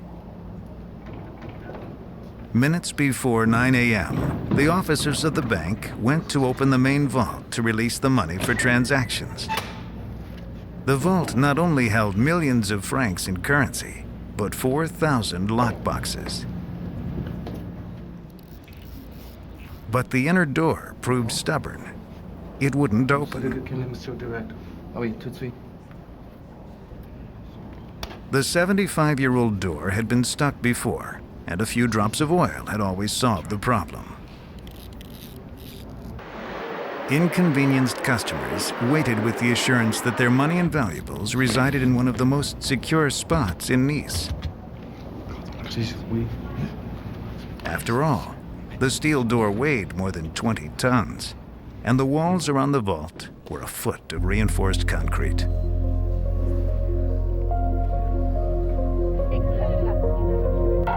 By 9:30, a representative from the company that had manufactured the vault arrived to work on the lock mechanism. He went through the unlocking procedure again and again. With each try, the tumblers moved freely.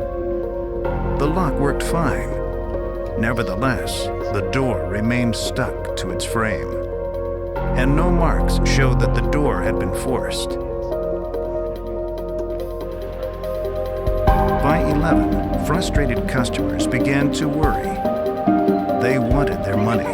They wanted to get to their valuables, and nobody was telling them why they had to wait. Anxiety rose all around.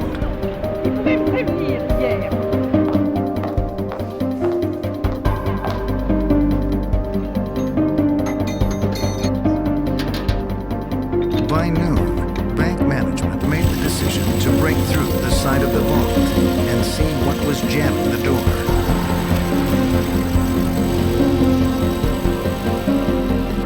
The crowd outside grew larger and more impatient.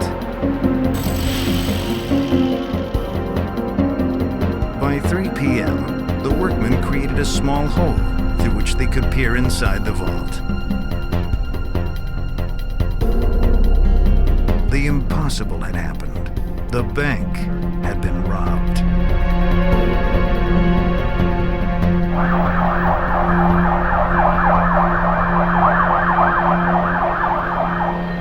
Every high-ranking cop in Nice showed up. They knew without being told that this was really an important crime and that the imagination of the world was about to be stuck on it for a long period of time. Anyway, all these cops come in, the customers are still locked out in the street, and the smallest of the detectives present was told to go through the hole and make sure that the criminals were not still inside. The detective found papers and documents covering the floor, and among the litter, he saw equipment the thieves used to break into the vault. And he says, and wait until you see what's written on the walls. And what's written is, ni arme, ni violence, et sans haine, which was translated in English without arms, without violence, and without hate. A quick survey of the vault revealed how the thieves got in and out. A hole opened up to a 30-foot tunnel. It led to the city's underground sewer system. From the quality of the work and the amount of evidence left behind, the police surmised that more than one man had been responsible for this. They were hunting for a gang of thieves that quickly became known as the Sewer Rats. The thieves had left behind 2,500 pounds of equipment inside the vault, more in the tunnel and sewer. The police retrieved 27 acetylene cylinders that had been used to fuel blowtorches. There was venting equipment to bring fresh air into the tunnel. Investigators found a half-mile of electrical cable, as well as waterproof flashlights. The wholesale plunder of the Société Générale made international headlines. The bank offered a $250,000 reward for information leading to the arrest of the Sewer Rats. They began to bring in detectives from all over France. The amount of work the detectives now were faced with was staggering. Authorities estimated that the mysterious thieves had stolen some $10 million in currency, jewelry, and precious metals. At the time, it was not only the biggest bank robbery in world history, it was, as heists go, a French work of art.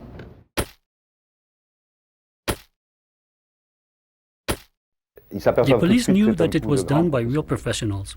The loot itself and the means used to get it made the investigators realize that it was the heist of the century, and that expression would impose itself on everyone.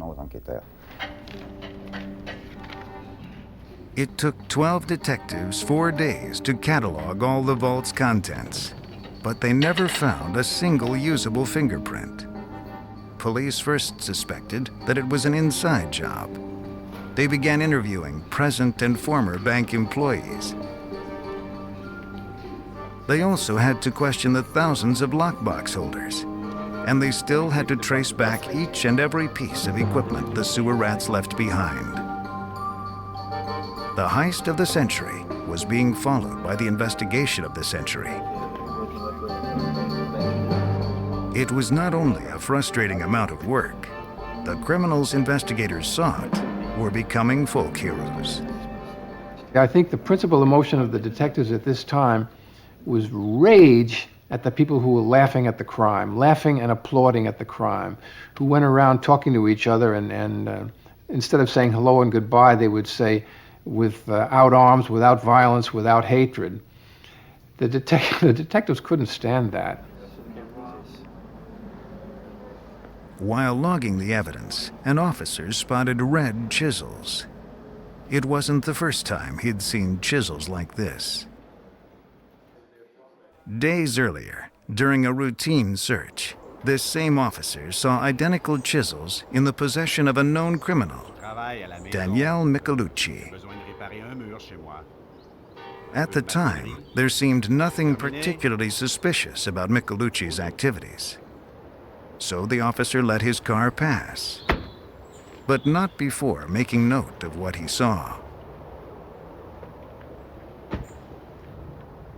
Nice detectives spread Michelucci's name to police throughout the region in the hopes that someone would report back with more information.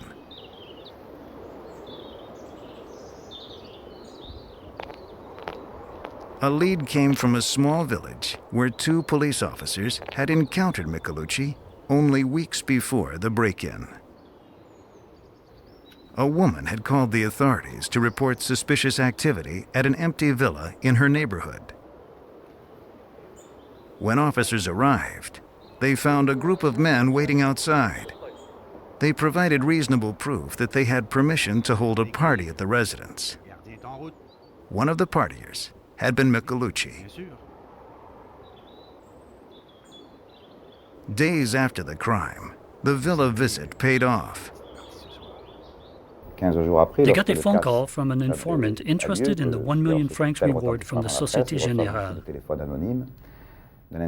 He told them, "You know the people you've checked at the villa? These are the ones responsible for the heist of the century."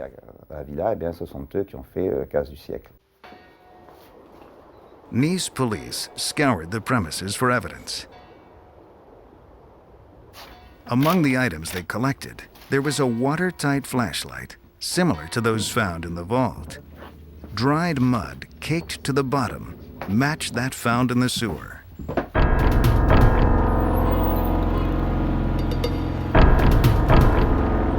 Finally, the police had a starting point. Detectives met with the prosecutor, convinced that they had stumbled upon members of the sewer rats.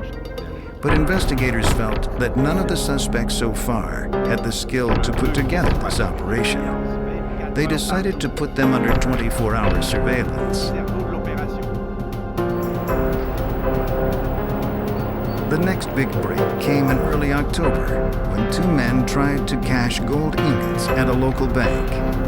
The teller processed the serial numbers of the ingots and saw they matched those stolen from the bank. She notified the police, and the two men were arrested. Authorities added Alain Bournat and Francis Pellegrin to the list of potential sewer rats.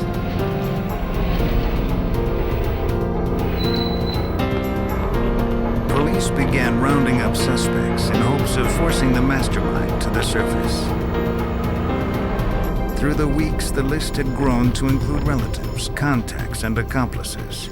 All were brought in for questioning. In France, police have the right to hold any suspect in custody without legal counsel for 48 hours. Many criminals crack under the grueling two-day interrogation known as garde à vue. Somebody gives the police a name, and they go to arrest a 44-year-old photographer in Nice, and he says, "What? Me the brain? You're crazy." And the cops must have felt despair close to it, because he did not fit the profile either, and he certainly sounded innocent. His name is Albert Spaggiari. Nothing but the confession of a petty crook suggested Albert was a criminal mastermind. From all appearances, Spaggiari lived a simple life as a photographer in Nice. Friends knew him as a charming romantic who was above all loyal, especially to his wife Audi. The couple preferred living in the country, where they were restoring an old farmhouse. Once he was arrested, a battle of wills began between Spaggiari and the police detectives. For 36 continuous hours of relentless questioning, Spaggiari stubbornly claimed his innocence. The detectives tried every trick they knew, but Spaggiari remained calm. While the interrogation continued, police raided the cottage Spaggiari shared with his wife. The search turned up illegal weapons and dynamite. The discovery gave the detectives the upper hand in the interrogation. They tried to make a deal, an absolutely illegal blackmail. They told him, either you confess that you are the brains behind the heist of the century, or we charge your wife with illegal possession of firearms and put her in prison for many years.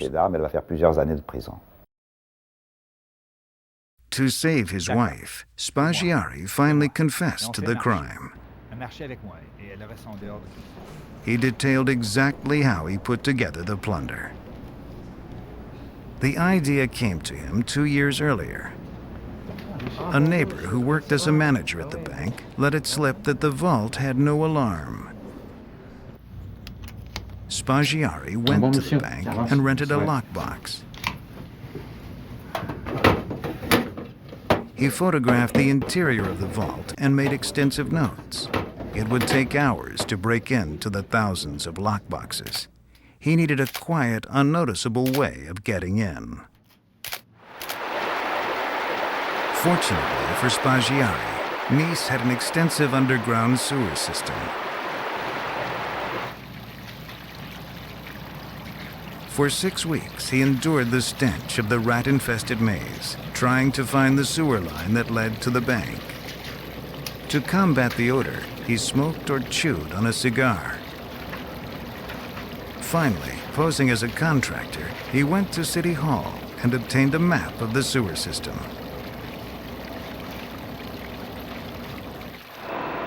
With this help, he found the sewer branch that ran nearest to the bank. At its closest point, it still left 30 feet of tunnel to be dug. Spaggiari now had the plan, but not the means to achieve it.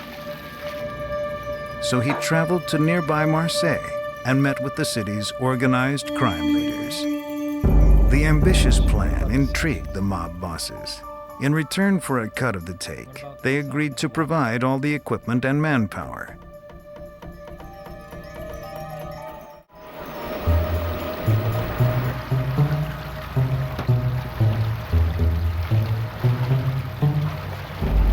Some of the sewer rats were engineers, others electricians.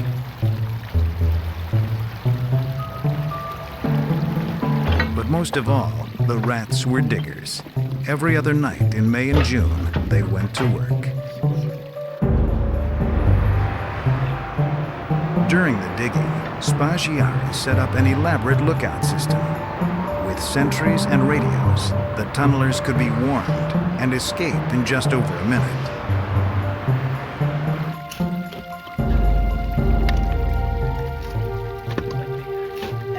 They dug in teams of 3.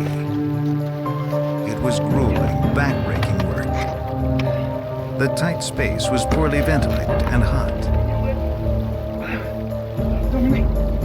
Finally, one of the diggers succumbed to the stress and passed out.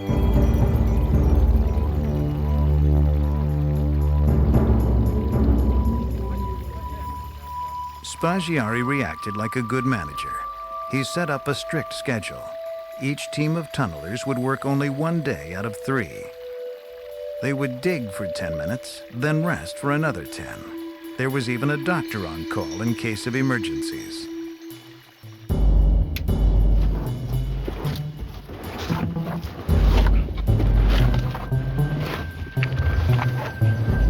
They strung a half-mile of electrical cable to a nearby underground garage.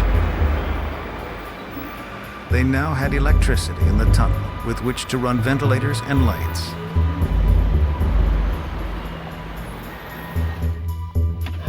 The sewer rats dug on night after night. Finally, in the first week of July, after 9 weeks of digging, the sewer rats reached the wall of the vault.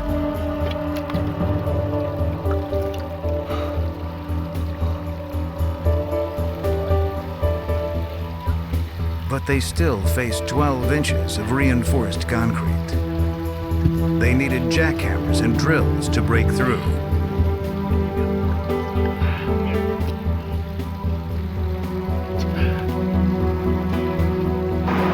Spaggiari feared the noise would be heard from the street above.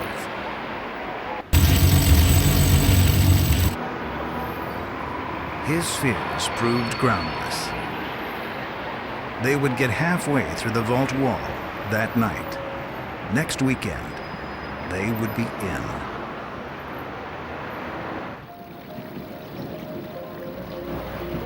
Friday, July 16th, well after the bank had closed for the weekend, the rats began to move. They carried their equipment on inflatable rafts through the sewer lines to the tunnel opening.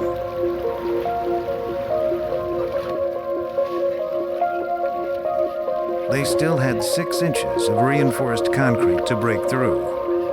These last inches proved to be the toughest. The drilling took far longer than Spaggiari had planned.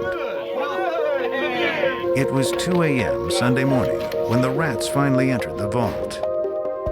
The first order of business was welding the steel door to its frame. This way, if someone tried to enter the vault, Spaggiari and his crew would have time to escape.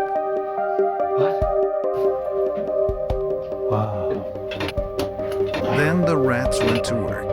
They started cutting into the security boxes one by one, and what they found exceeded their dreams. Jewelry, silver goblets, and gold in all forms. Government securities, bearer bonds, cash, stock certificates, and banknotes.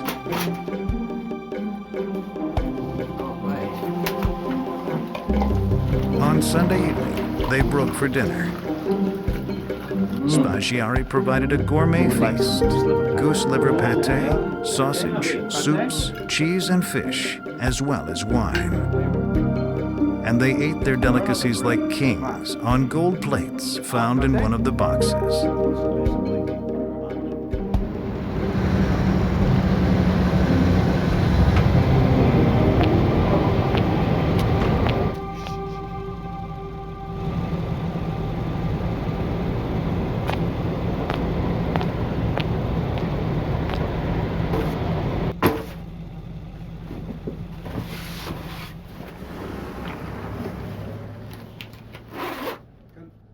Armed couriers had come to make a night deposit. Pennies from heaven. The plunder continued uninterrupted through the night. The thieves spent a total of 27 hours in the vault. At 5 a.m. Monday morning, Spaggiari declared that it was time to go. The bank would open in less than 4 hours. When they were ready to leave the vault, Spaggiari got a bright idea. There we see the poet, the artist, the lover of books and writing. Without asking anyone, because the gangsters would laugh at it, he wrote that famous sentence that helped to build his legend. Without weapons, without hate, and without violence.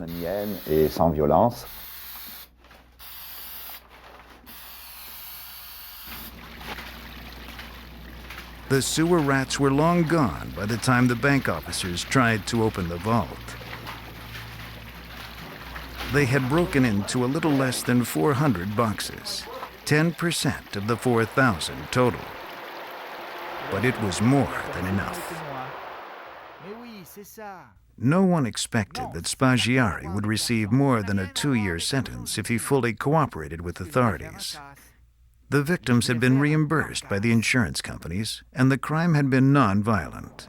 But Spaggiari was determined not to spend a day behind bars for the heist of the century. He cooperated with the authorities, giving them most of the details of the crime, but he never revealed the names of his accomplices.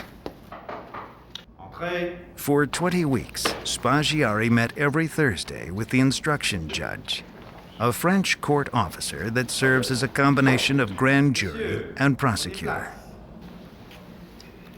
On the 10th of May, 1977, in the last meeting before his trial, Spaggiari gave the instruction judge 3 pieces of paper with drawings of the Nice sewers.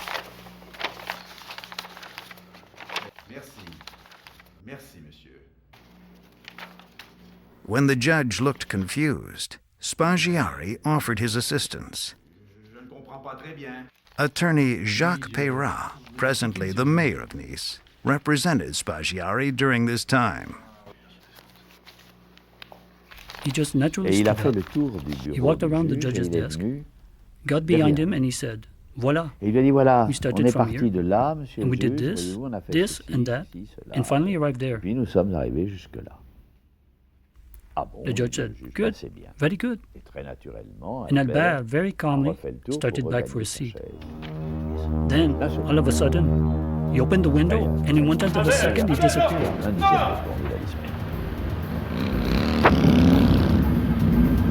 The authorities never recaptured Spaggiari, nor did they recover any of his share of the money. He did, however, send $600 in cash to the owner of the car whose roof he landed on.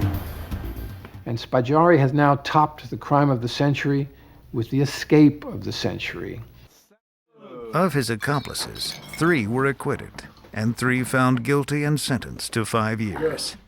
Spaggiari himself lived the rest of his life on the run, taunting the police with letters and appearances in magazines. His wife, Audie, didn't join her husband in exile. She remained in Nice, where she continued to work as a nurse. In the end, the mastermind behind the heist of the century died of lung cancer in 1989.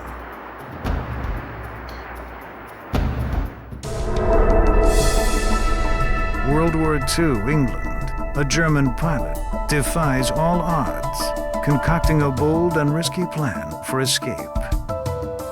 before he could fly, he has to crawl.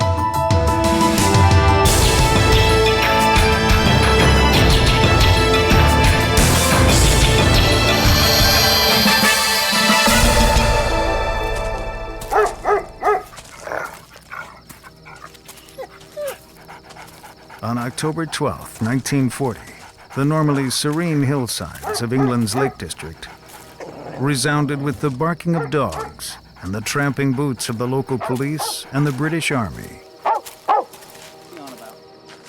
They were looking for a German, an escaped prisoner of war.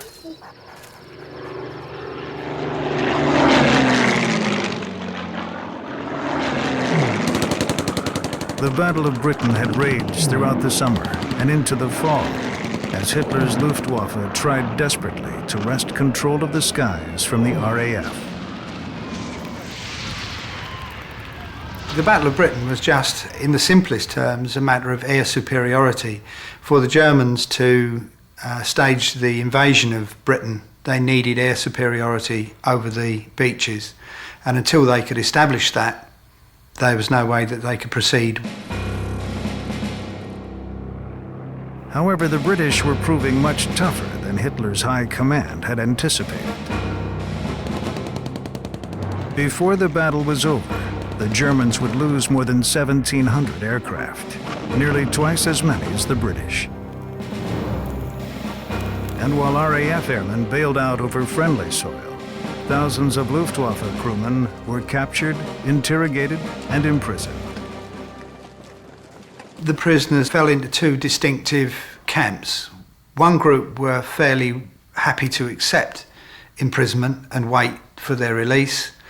Others, the men of action, if you like to call them that, were about wanting to get out and cause problems.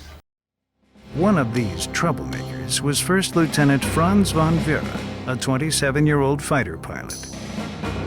He had been captured September 5, 1940, after being shot down during a bombing raid. Von Vera was a notorious show-off, whose charismatic charm made him a darling of the German media. He kept a lion cub as his unit's mascot and claimed to be a disenfranchised bearer, wearing a large signet ring which bore his family's coat of arms. And this picture, of course, got to British intelligence. So as soon as he was picked up, it was pretty clear who he was right from the word go. Von Vera had escaped from the Grisdale Hall POW camp and had been on the run for 5 days. But now, his pursuers had him surrounded. With nowhere left to run, he had tried to hide in the underbrush. I surrender! Franz von Vera was finally recaptured. After serving 19 days in solitary confinement, von Vera was transferred to Officers' Transit Camp number 13, near the village of Swanwick, north of London. He found many former comrades in arms among the prisoners, including Ulrich Steinhilper, a fellow fighter pilot whom he knew from flight training school. Von Vera immediately asked him if there was a way to escape. We didn't even have time enough to talk to each other about how we were shot down. I said, "Don't you know England is an island? You cannot get home from here." He said, "I will try.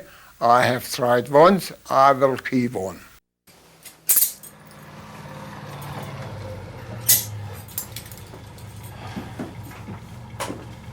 Blackout is at 10. 2 obstacles stood in his way. The first was getting out of Swanwick. The second was getting out of England.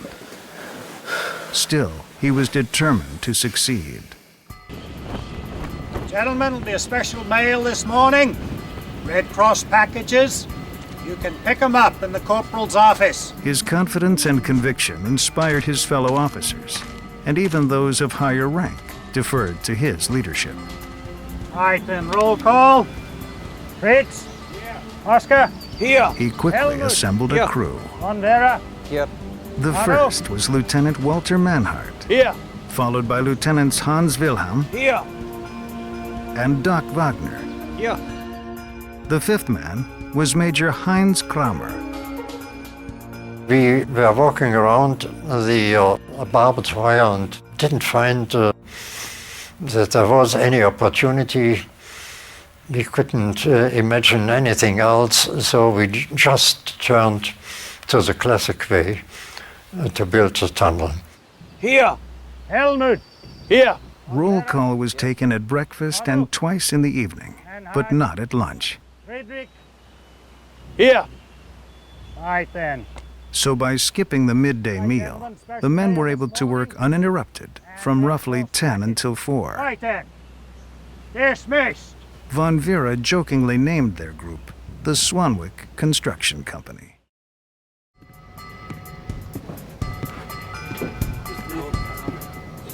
Although only 5 men would be escaping, the entire camp was involved in the effort. An elaborate network of lookouts was set up so that warning signals could be passed quickly to the men doing the digging.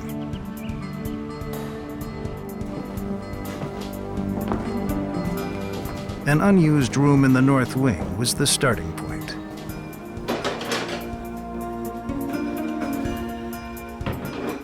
From there, it was less than 15 yards to the barbed wire. The excavation would pass mere feet from the base of the guard tower, but it was a risk they would have to take. A carefully cut section of floor disguised the entrance.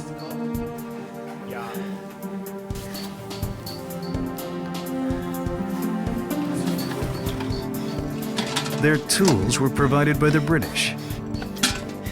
Scoops and fire buckets, meant for disposing of incendiary bombs, made short work of the dirt beneath the barracks.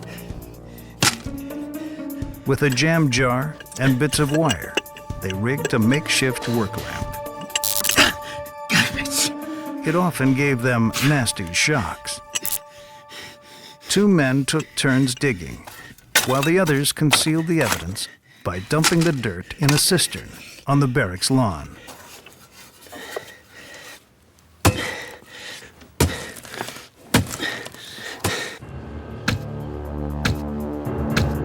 Passing so close to the guard tower, any heavy labor in the tunnel could potentially be heard above ground. Tell them to halt. Schnell!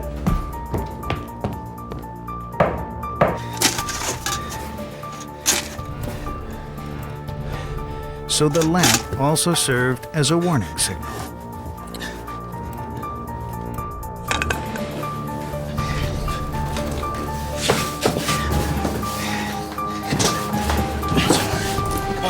The network of men stationed in the hallways could pass the alarm quickly enough.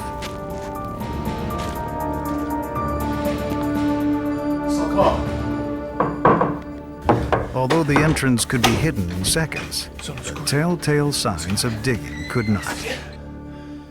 If the British had come to investigate, they would have found the prisoners covered in fresh dirt. It was so close to the ground level that it was dangerous that the guards inside or outside might even see, at least hear it. So it was always decided to make noise. Sturm, Sturm, Sturm, Sturm.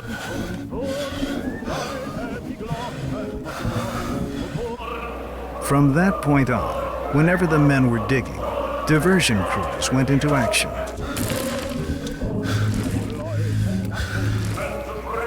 Arguing, singing, and playing the gramophone. What is that? While the team spent their days tunneling, at night they discussed their plans to get out of England. Wagner and Wilhelm decided to head for Liverpool, where they would attempt to stow away on a neutral ship. Kramer and Manhart would try for Glasgow, where they also hoped to stow away. But von Vera had something much more audacious in mind. He planned to find the nearest airfield, bluff his way onto the base, and steal a plane. His idea was to make contact with the RAF directly or through the police, and to maintain that he was a Dutch pilot, Captain Van Lot, who'd been flying a Wellington bomber with an experimental bomb sight, and that had to put the aircraft down, but he needed to get back to his base in Scotland very quickly to report, and it was all top secret. We knew that Dutch pilots had escaped to England. We knew that Dutch pilots were flying for the RAF. He was suspicious that his German would come through. But Dutch is quite similar to German, so he decided, language-wise, Dutch would fit. To equip himself for this charade, Von Vera borrowed articles from other prisoners. A flight suit from one, boots from another, a pair of flying gloves from a third. He would also need some kind of ID. On the pretext of settling a bet, he tricked a British corporal into showing him his identity tag. While the men joked about the bet, they examined the disc, noting the look and feel of it. One of the forgers took an imprint of its exact size by pressing the disc against the palm of his hand. What did I tell you? What did I tell you? Thank you very much, Uncle Farrell. Now, they just needed to find some way to copy it. In the meantime, a problem was developing with the dig. They were running out of air. Going up to the face and back was like swimming the length of a pool underwater. Work had slowed to a near standstill, and they were only halfway to the barbed wire. So what's we going to do? Then, fate dealt them another blow. They were digging the tunnel close to the fence. They were meeting with a sewage pipe, a large sewage pipe. Trying to go underneath it wasn't possible because water collected below the pipe. So they had to go over it. Going over the pipe would bring the tunnel dangerously close to ground level, dramatically increasing the risk of detection, or even worse, collapse. But it was their only option. They retreated a few precious yards and started sloping the tunnel carefully upward toward the surface. There was so little oxygen, a man could only stay at the far end of the tunnel for a minute or two. Walter Manhard was working the face when the unthinkable happened.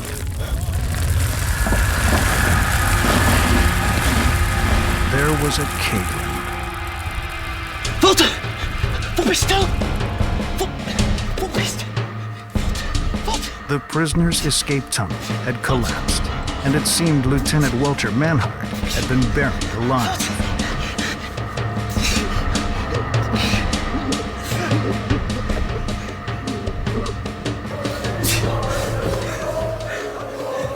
Although shaken, Manhard was uninjured by the cave-in.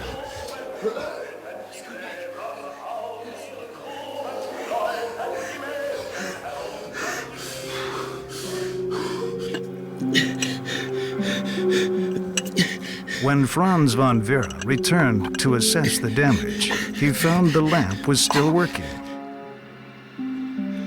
And the disaster was a blessing in disguise. The British had buried rolls of barbed wire along the perimeter of the camp to keep prisoners from digging under the fence at ground level. But they never imagined someone might come up on it from underneath.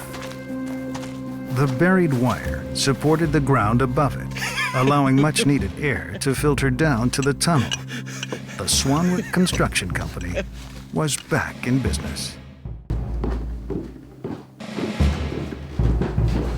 Work now progressed at a rapid rate.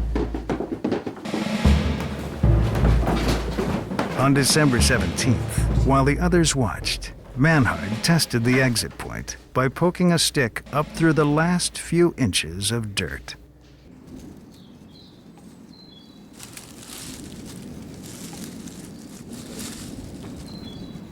It appeared outside the barbed wire.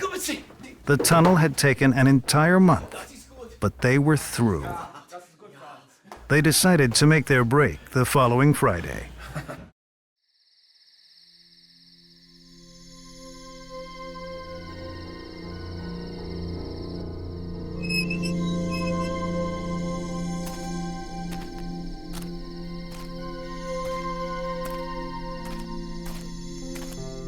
As fate would have it, a bombing raid was launched that night. The sound of the Luftwaffe bombs was music to the Germans' ears. It was a perfect diversion, and the forced blackout would give them better cover.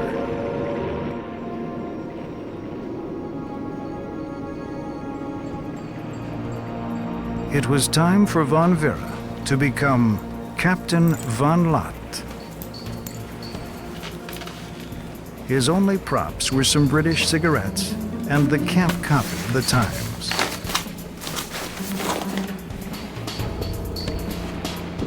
With little more than charm and bravado to bolster his story, he prepared to leave the safety of the camp in search of an enemy airfield. When you change from the dull life of POW to try to escape, you are changing your life completely, because now you are back at war, because now you are going to be shot at.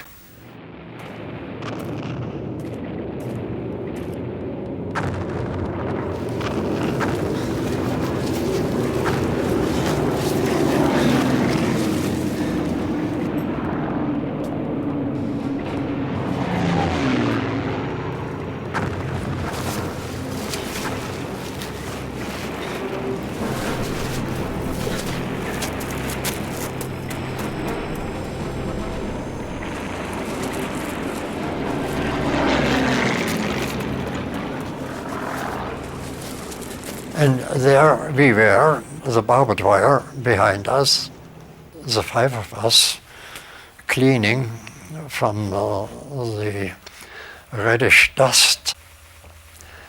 And we promised each other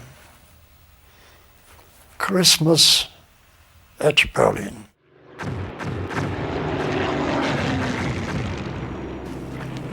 The five men were out, but there was no time for celebration. The tunnel exit was camouflaged so that if undiscovered, others could use it at a later date. Their escape from camp was a success, but now they faced the real challenge, avoiding capture and getting out of England. Cromer and Manhard went north toward Scotland, and Wagner and Wilhelm northwest toward Liverpool, while Franz von Vera headed right into the arms of the enemy.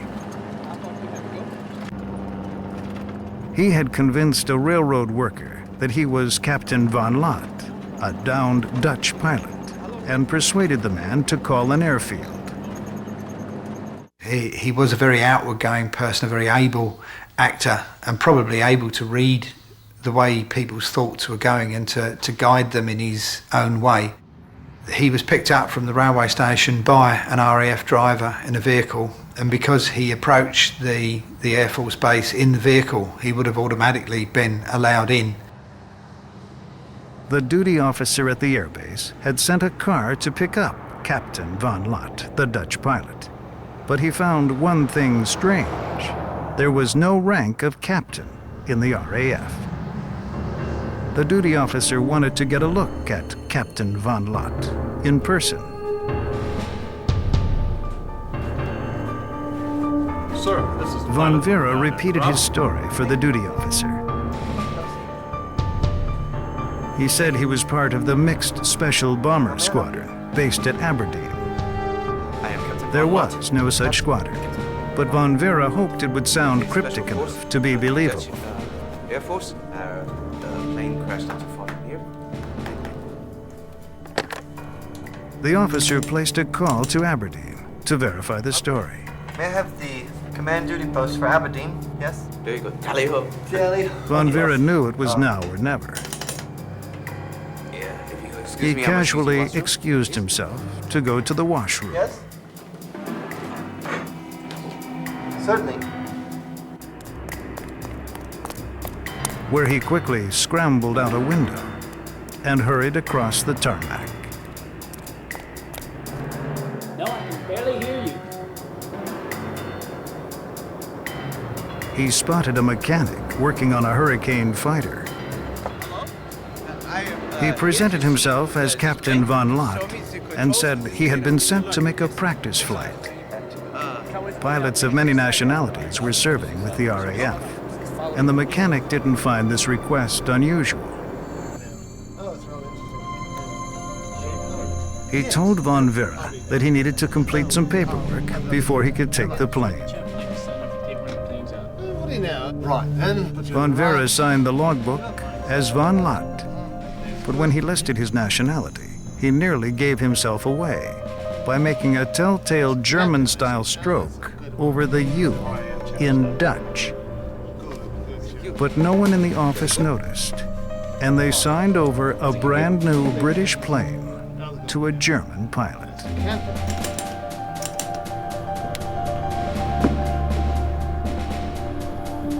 Now that he was finally sitting in the cockpit, Von Vera's impatience to be airborne was almost uncontrollable. Surely the duty officer had discovered his rules by now. The mechanic gave him a quick briefing on the controls, then climbed down to hook up the battery. Yes. No Aberdeen? Every passing second was agony. He tried to calm himself by making sense of the English indicator panel. Miles per hour would have to be converted to kilometers, feet to meters. Very good. Thank you.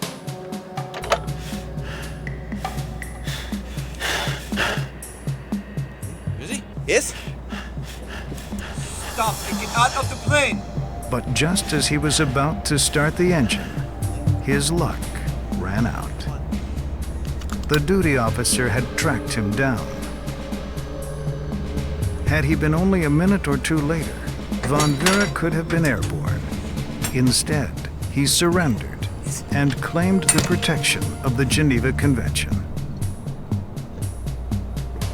All 5 escapees were recaptured. You are under arrest. Shortly thereafter, most of the prisoners at Swanwick, including Von Vera, were transferred to a POW camp in Canada. But Von Vera never reached it. He escaped again, this time to freedom. On January 24th, 1941, 11 months before Pearl Harbor, he crossed the Canadian border into the then neutral United States. While the diplomats were trying to decide his fate, the German embassy smuggled him out of the country, through South America, and back to Germany, where he rejoined his unit. On October 25th, 1941, he was leading a patrol of 3 fighters up the coast of Holland when his engine apparently failed. He was in radio contact at the time. His last words were, "Friends, I think I have to take a bath. I would appreciate you to look after me." This was the end of his life. He had kept his special style to the end. No trace of Franz von Vera or his aircraft was ever found. They were well-dressed, well-organized, and preyed on the well-to-do. When it came to robbing hotels, they had no reservations. The Hotel Pierre was their last and greatest caper.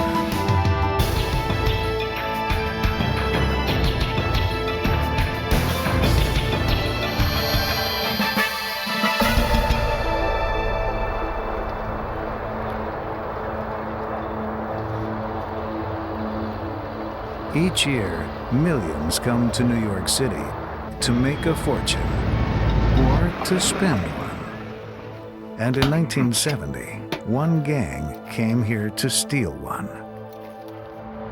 While most of the city's wealth was socked away in banks and real estate, a small but surprisingly lucrative portion of it lay in the security boxes of New York's finest hotels.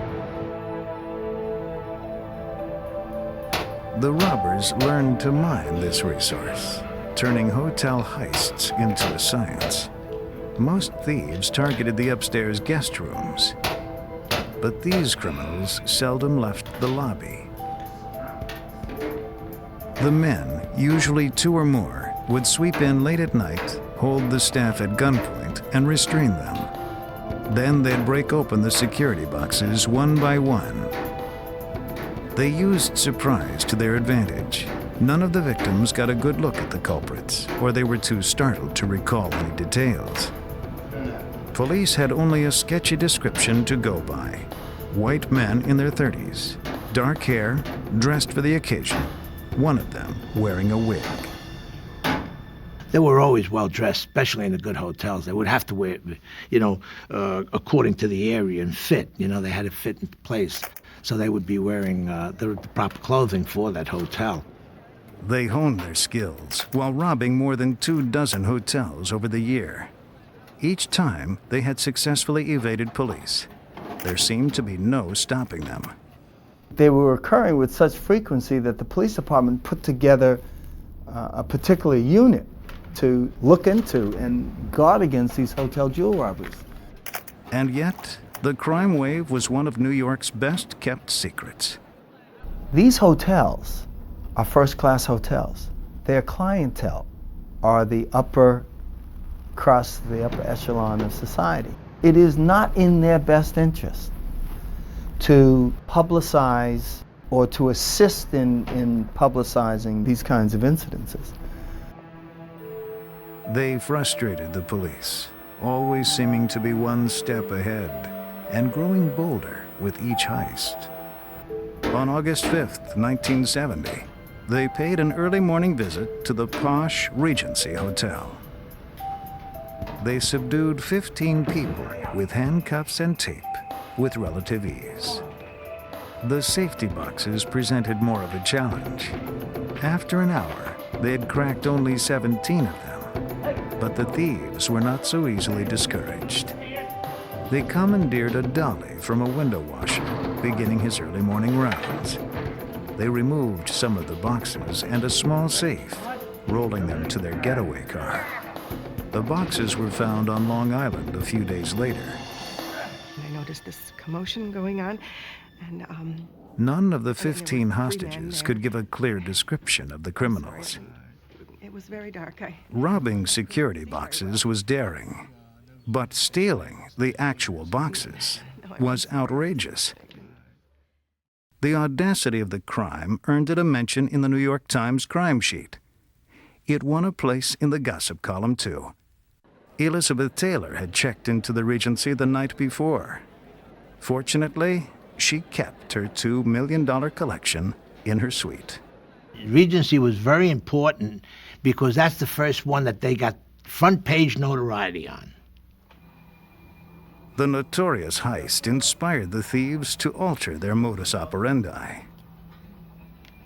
2 months after Elizabeth Taylor's visit to New York, Sophia Loren was seen on TV and around town promoting her latest film and wearing an enormous diamond. Loren became the next target.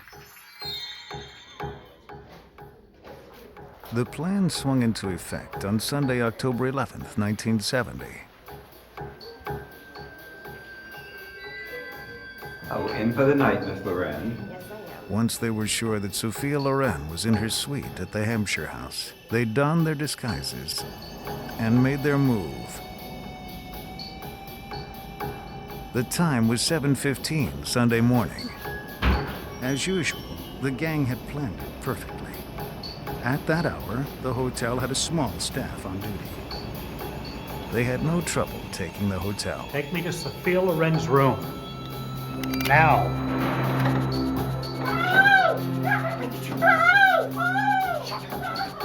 Shut up, get out. Where are the jewels? Where are the jewels? Where are the jewels? Where are they? Watch them. Plug them if they move.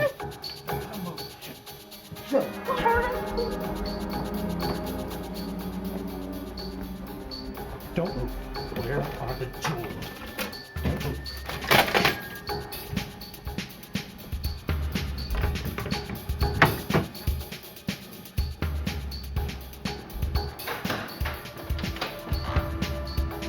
In only a few minutes, the robbers had handcuffed the hotel employees, bagged the valuables, and walked out the door with an estimated $500,000 worth of uninsured jewels.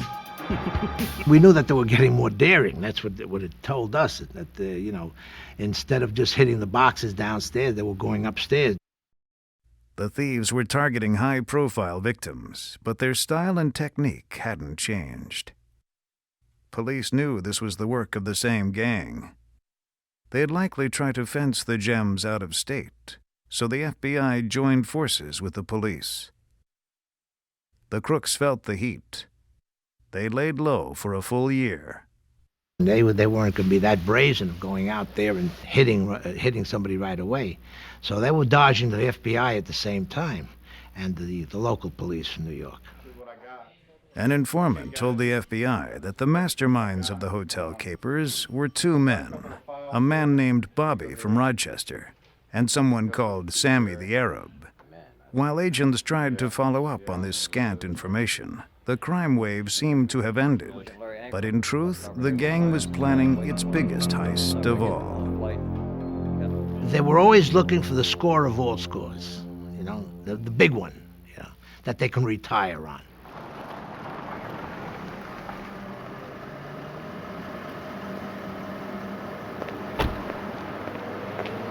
The Hotel Pierre, one of New York's finest addresses for luxury apartments and lavish guest suites. While many of its residents spent the winter abroad, its guest rooms were filled with visitors who came to New York for the festivities of the 1971 holiday season. Okay, thank you. Holiday parties, of course, require formal attire and one's best finery. Guests at the Pierre had little reason to doubt that their valuables were safe in the hotel's security boxes. The hotel robbers were planning a New Year's celebration of their own.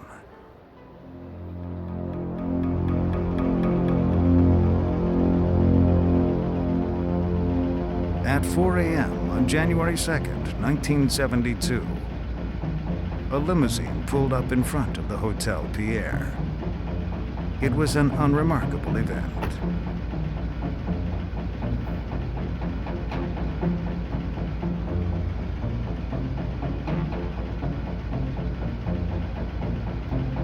Good evening. We have reservations. Can you open up, please?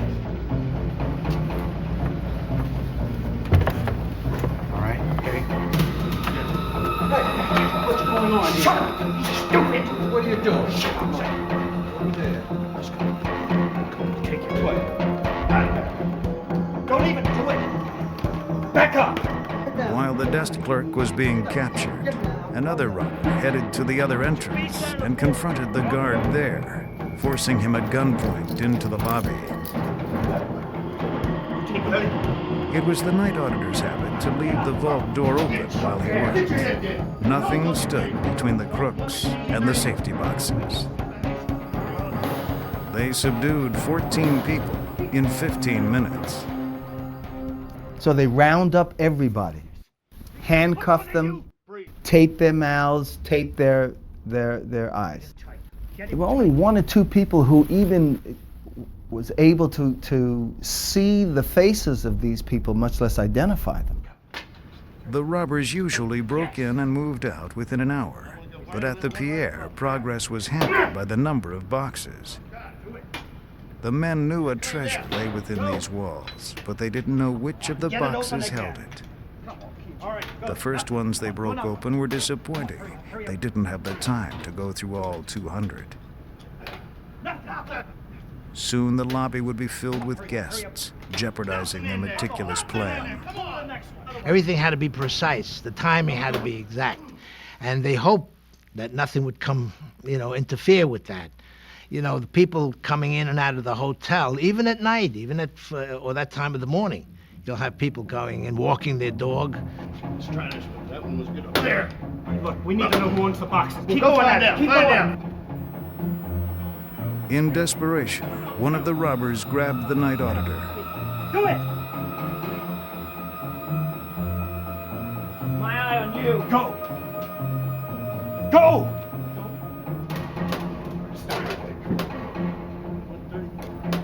He forced him to turn over the list of box holders. I want to know who owns the boxes. I don't know. Where are the cards? What's taking so long? For the thieves, it was the treasure map they needed. Give them to me. Turn around, don't look at me. The list put them back on track. 2108. Do it. Hold on. 2108. They chose the boxes of the most prominent guests and tenants. 118. Oh, yeah. 62. 206. Oh, come here.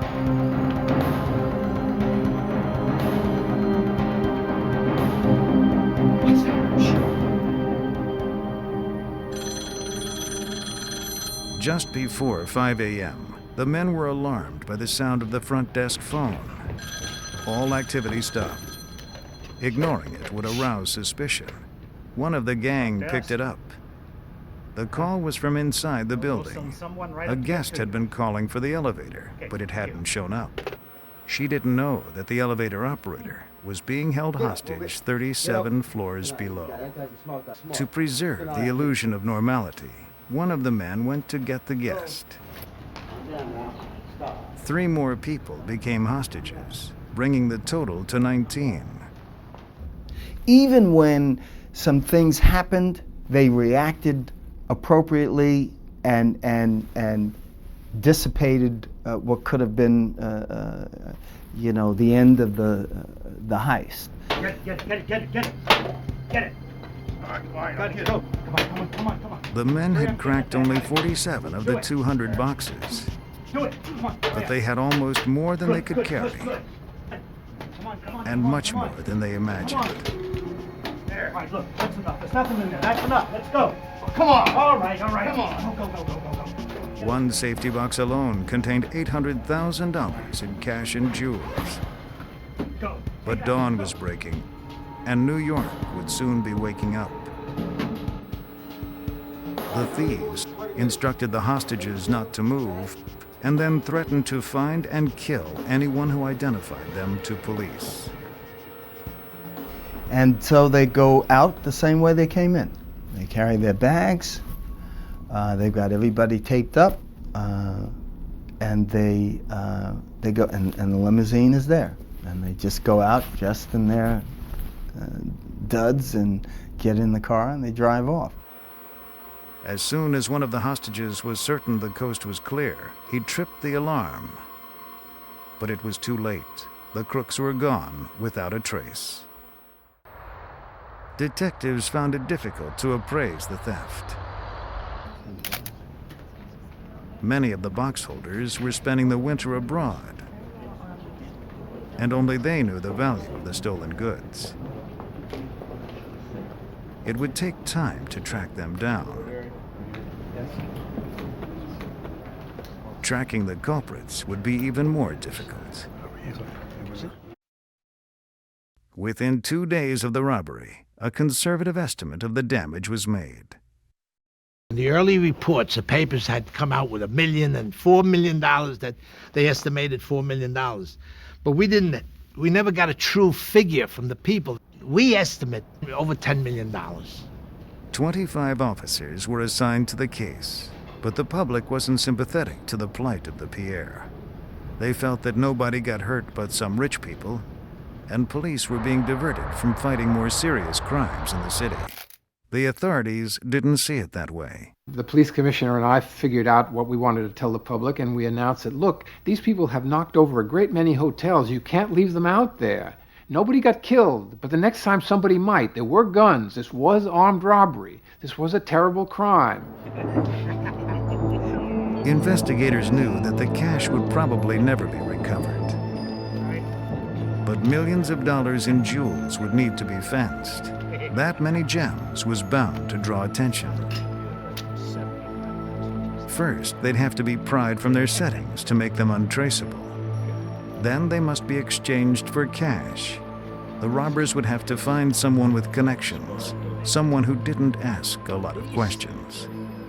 You never use the same fence, because if you use the same fence, eventually it's going to come a time where he sees that you're going to come to him after every hotel job, every time that a hotel in New York gets hit, there you are with a bunch of stones. He'll be very suspicious. Then he could turn around and either give you in for a reward to the FBI or to whoever, maybe the people that they stole them from. It was almost the perfect crime, but now the thieves' luck would begin to turn. In order to separate themselves from the heist, they hired someone else to fence the jewels for them, a man named Dom Paulino. Paulino contacted a broker named Bert Stern, saying he had a large amount of jewels and some negotiable bank securities to sell. Stern told his partner, who was secretly a paid FBI informant. As a gesture of good faith, the informant purchased some of the securities. The FBI traced them back to the Pierre heist. The entire investigation begins with Stern contacting the informant saying, I am one of the people who was involved in that robbery. I can fence you all of the jewels that were stolen there. On January 7th, 5 days after the heist, the informant set up a meeting to purchase some of the jewels. Paulino and his gem broker Bert Stern went to the Summit Hotel to have a sample of the gems appraised by an independent jeweler.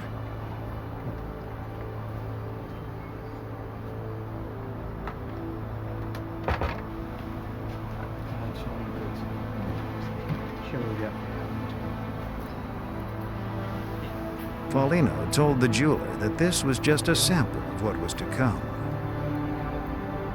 That's just a sample of what we got.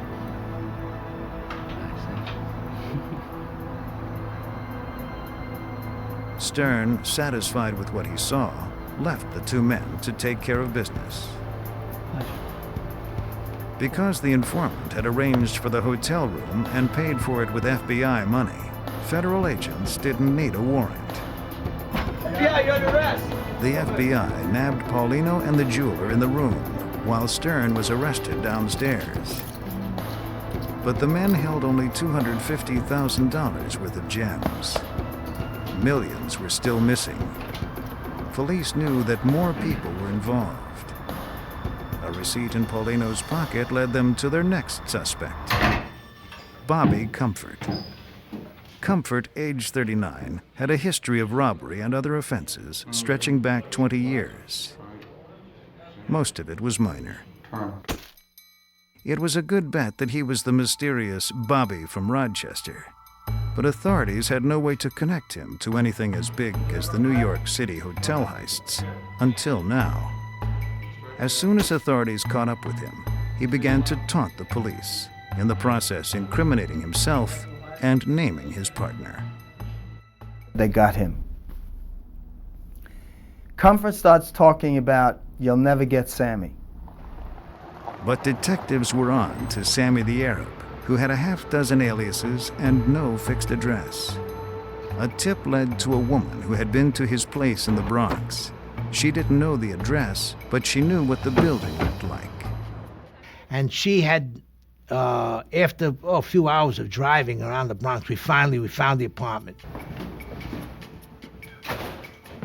And they found Sammy just as he was leaving. Hey, that's it, look.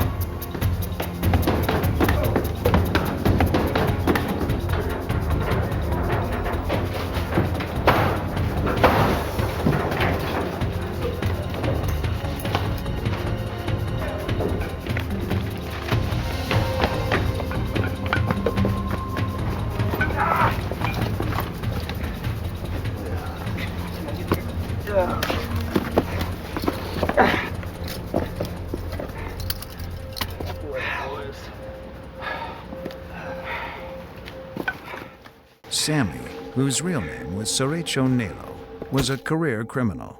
He was suspected of being involved in a murder 18 months earlier, but was never charged. He wasn't so lucky this time. Police found him disposing of the incriminating evidence in an alley.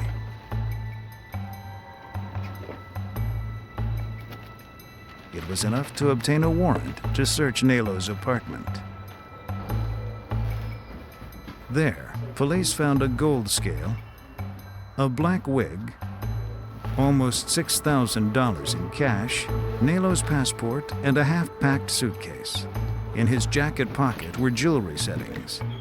What was conspicuously absent were the $10 million worth of cash and gems.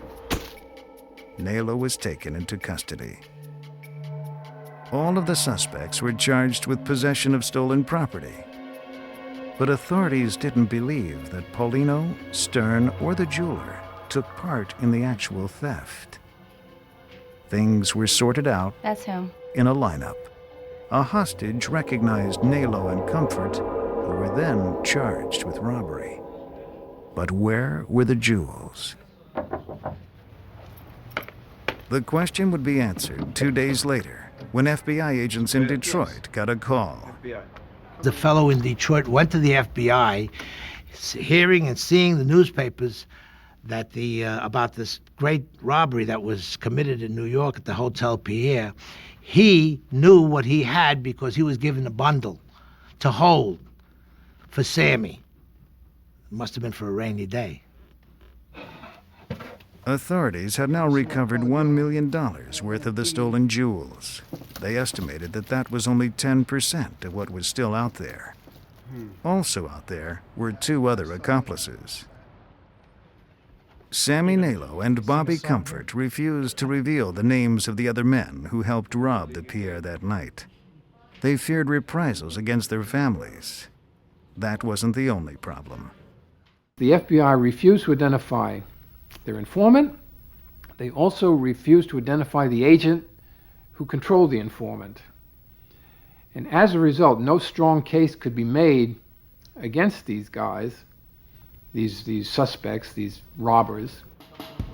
Without the informant's testimony, the prosecution couldn't legally justify the raid on the Summit hotel room and the evidence collected there. The district attorney had to face the grim possibility that the culprits might walk away scot-free. Based on the evidence the prosecution could use, Paulino, Stern, and the jeweler were convicted of criminal possession of stolen property.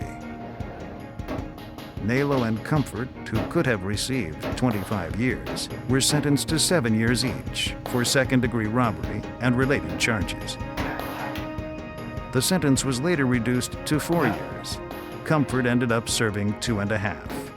The biggest haul that they had, of all the hotels that they hit and the people that they hit, the Hotel Pierre was their downfall.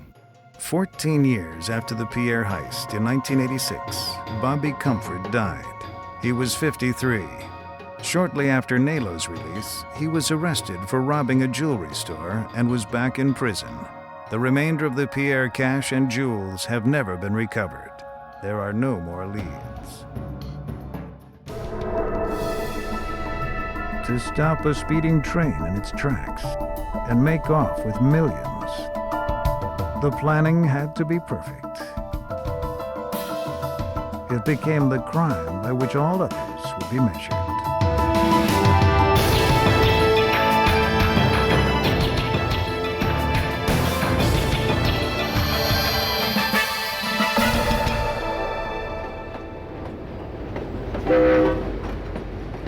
In the early morning hours of August 8, 1963, a Royal Mail train made its run from Glasgow to London.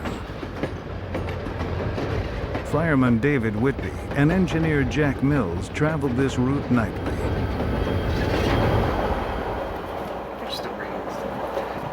Postal workers routinely sorted and organized the mail during the run.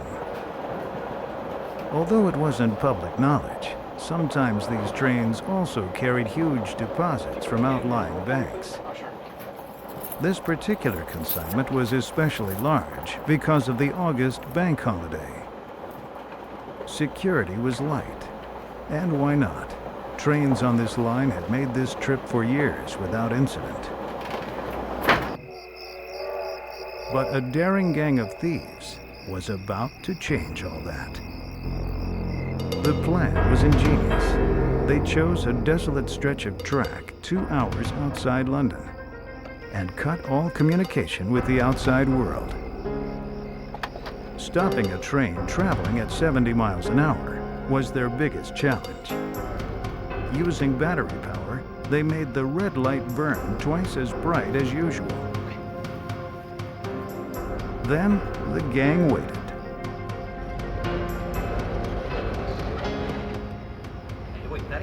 Upon seeing the red signal light, engineer Jack Mills quickly stopped the train.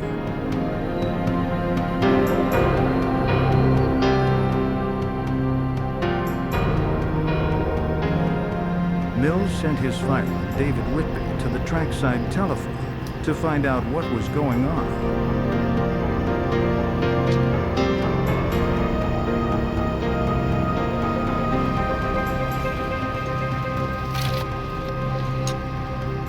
Whitby had made this run numerous times without mishap. So even when he found the cut wires, he didn't immediately anticipate the danger that awaited him.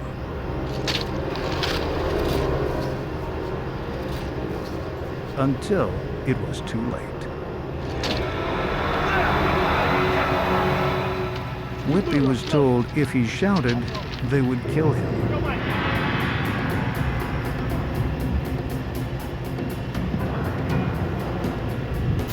The thieves made certain Engineer Mills would cooperate.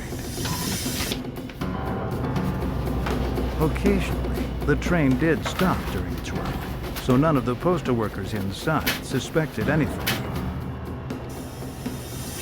Put your hands up!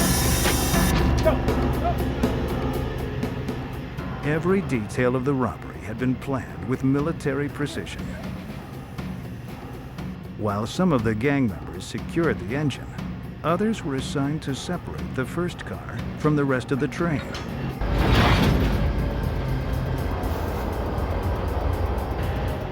This was the high-value coach and contained what the thieves were looking for. A mile down the track, Mills was ordered to stop the train where the other gang members were waiting.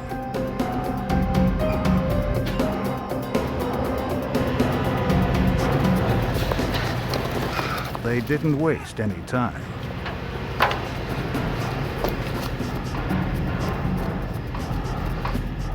The postal workers inside were caught completely off guard.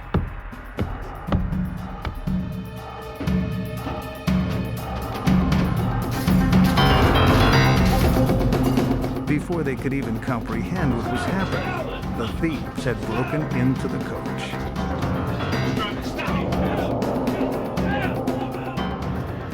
The gang then brought the postal workers forward to the engine compartment and handcuffed them along with Mills and Whitby, who were already secured.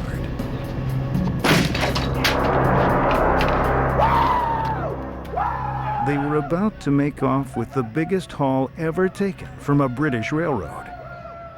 Over $7.3 million. It was a brilliant crime because of the planning, because of the business of stopping the train at one point, cutting off the guard, take away the engine and 2 carriages. It was superbly planned.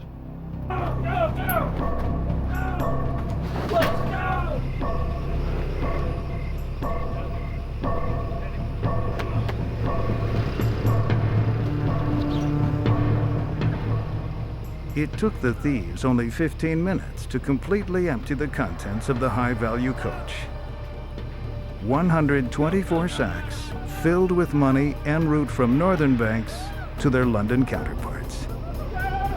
Then, the thieves drove off in Land Rovers painted like military vehicles, hoping that anyone who saw them would believe they were soldiers on nighttime maneuvers.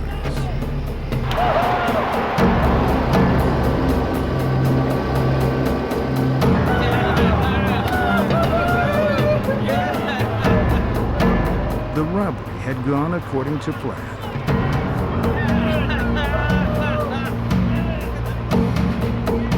Now, their escape would have to be just as masterfully executed if they were to stay ahead of the law.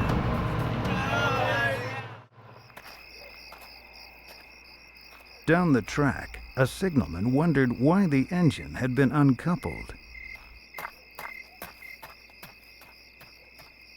Running to the scene of the crime, he quickly got his answer.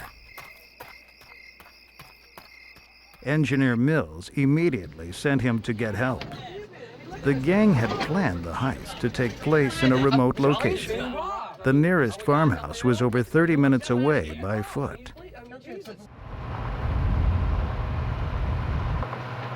The delay gave the gang time to escape. Now they've got their VHF open, listening for police transmissions, and there's nothing, not a sign of anything.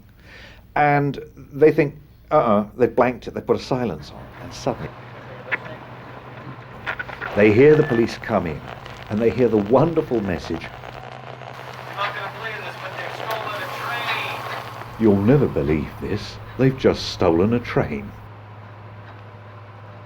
A 30-minute head start was all they needed. At an abandoned farm called Leatherslade, they planned to lie low until the search cooled.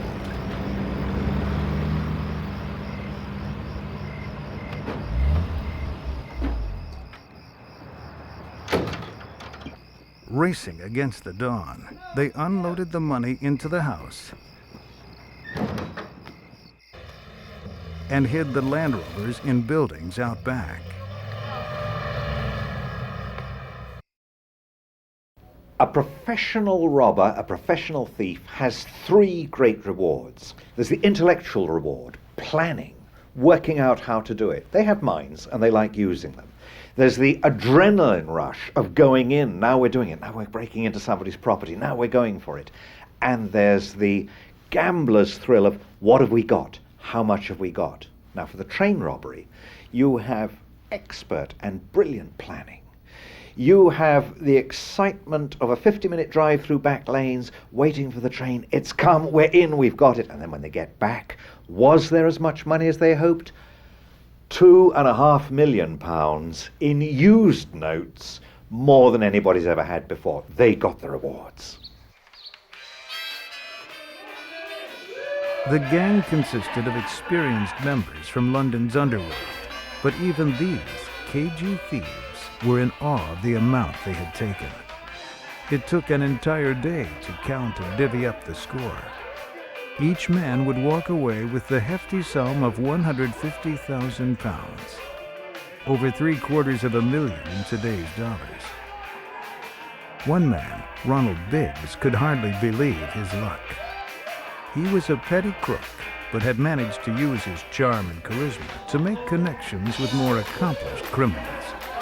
He had met Bruce Reynolds, the gang's ringleader, in prison. When Reynolds realized Biggs had a connection at the railroad, it was a match made in heaven. The English people and press couldn't believe it. Train robbery, that was Jesse James, that was America 100 years ago. This doesn't happen. And the amount, it was a sensation. The local police and Scotland Yard detectives immediately came to the scene of the crime. The police scoured the scene for clues, and they quickly ascertained that the bandits were no amateurs. They had not only succeeded in stopping a train, they had also vanished without a clue. At the train, the robbers made one mistake. They shouted to the postal workers, "Don't move for half an hour, we've got someone watching you." Now, the police had nothing to go on except this shout. And Superintendent MacArthur said, "Wait a minute, that may mean there's somewhere which is half an hour's distance away. Draw a radius of 30 miles round the bridge, and let's search every farm in that radius." Detective Jack Slipper, part of the team assigned to the case, remembers how that simple clue focused the initial search. Well, that became very important to us because the senior people at the yard, when they'd been called in, realised that they couldn't have got back to London in 20 minutes. Scotland Yard enlisted local law enforcement and the army to conduct the search of the surrounding countryside. Local citizens were stopped and asked if they had seen anything that evening.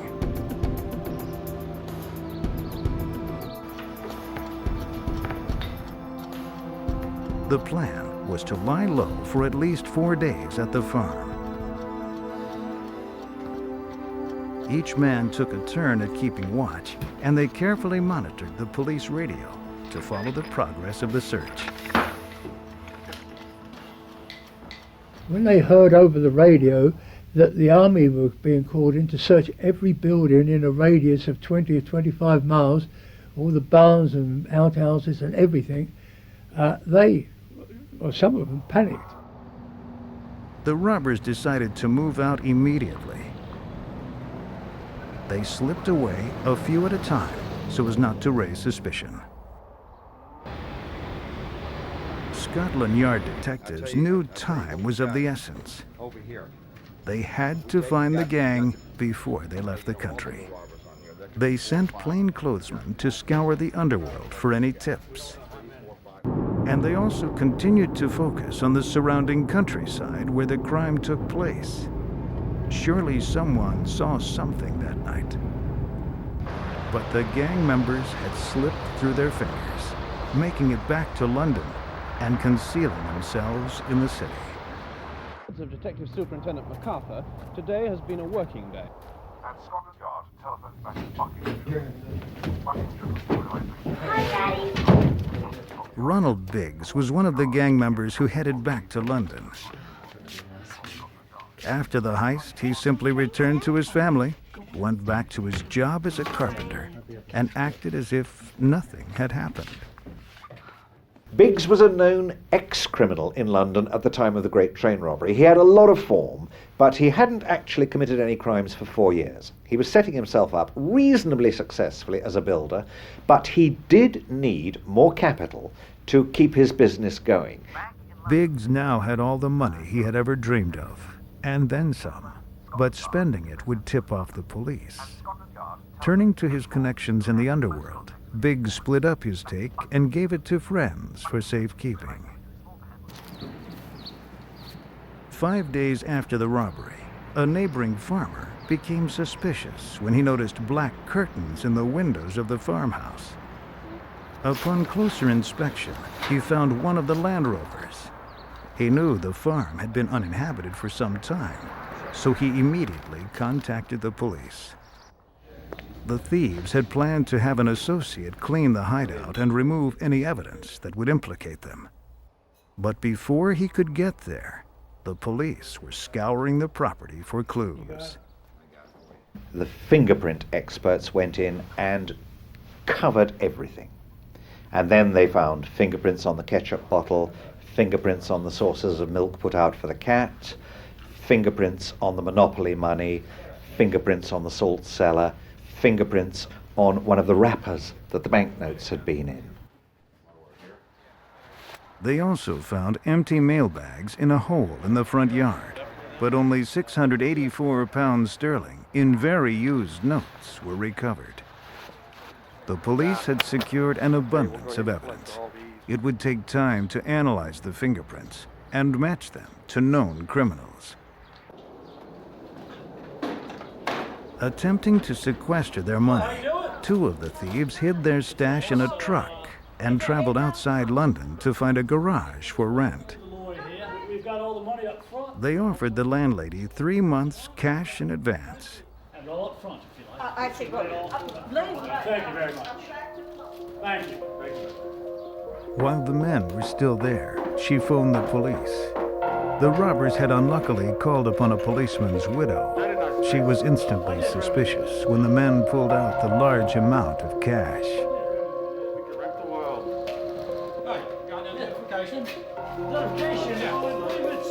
When the police asked them for identification, the men fled.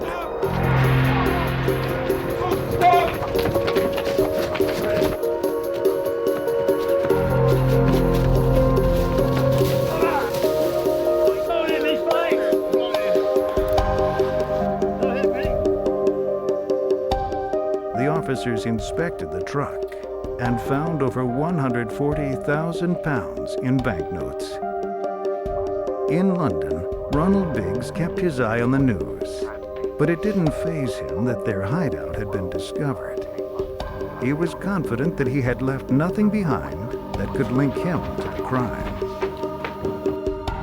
At Scotland Yard, after weeks of poring over the evidence, detectives were narrowing their list of suspects. When they examined the fingerprints from the Leatherslade farm, they discovered that the prints matched several ex-cons in and around London. One of them was Ronald Biggs.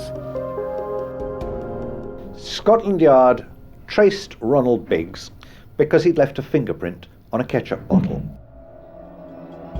They quickly descended upon his apartment, but Biggs wasn't at home. His wife attempted to reach him at work, but police feared that she would tip him off. The wily Biggs had so far managed to elude Scotland Yard, but now they were about to catch up to him. When Ronald Biggs got home from work that evening, he was surprised to find Scotland Yard detectives waiting for him at his flat. With each day that had passed since the robbery, he had grown more confident that he was in the clear. The police tried to get Biggs to implicate other gang members, but he refused. However, the evidence collected at Leatherslade Farm was enough for police to arrest the majority of the gang members. Charles Wilson's fingerprints were found at the farm, and he was arrested. James Hussey's prints were also found, and he was brought up on charges for buying the getaway vehicles. Prints implicated Roy the Weasel James, and after a dramatic rooftop chase, he was arrested. John Wheater, a solicitor who had helped the gang find and use Leatherslade Farm, was arrested for conspiracy, as was Leonard Field, who had pretended to be interested in purchasing the farm. A German hotel bill found in one stash of confiscated money led to the arrest of Brian Field. 14 people were rounded up in the initial sweep, but police were only able to recover 300,000 of the £2.5 million stolen. Fingerprints on the Monopoly set implicated Bruce Reynolds, yet he proved to be one of the most difficult to arrest. The man who had masterfully planned the Great Train Robbery had also set up an elaborate escape. Using a false passport, he left England for France and vanished. England was captivated by the Great Train Robbery.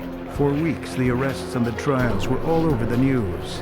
The gang had become media sensations, but when the sentences were handed down, people were stunned.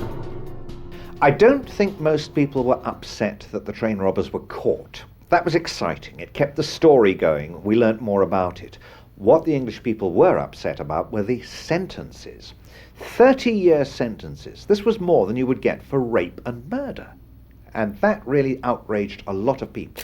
Ronald Biggs was sentenced to 30 years, but that wasn't the end of his story. He wasn't about to spend the rest of his life in jail.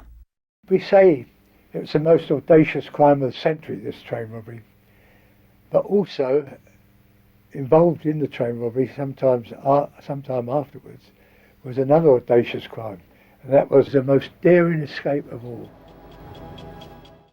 After his conviction, Biggs was sent to Wandsworth Prison, where he was classified a special watch prisoner. 2 guards sat outside his cell at all times, but this did not deter his plan for escape.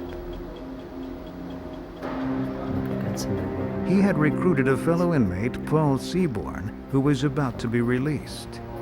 Seaborn would use the train robbery money to make arrangements on the outside. Because Biggs was about to be transferred to a high-security prison, they would have to act quickly. The prisoners were randomly assigned to exercise periods in an effort to thwart any plans for escape.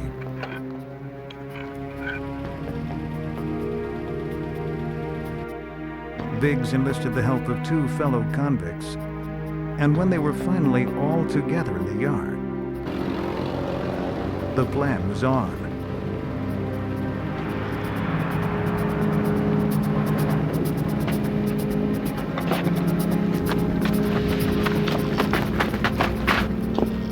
prisoners were an effective decoy, allowing Biggs to make it over the wall.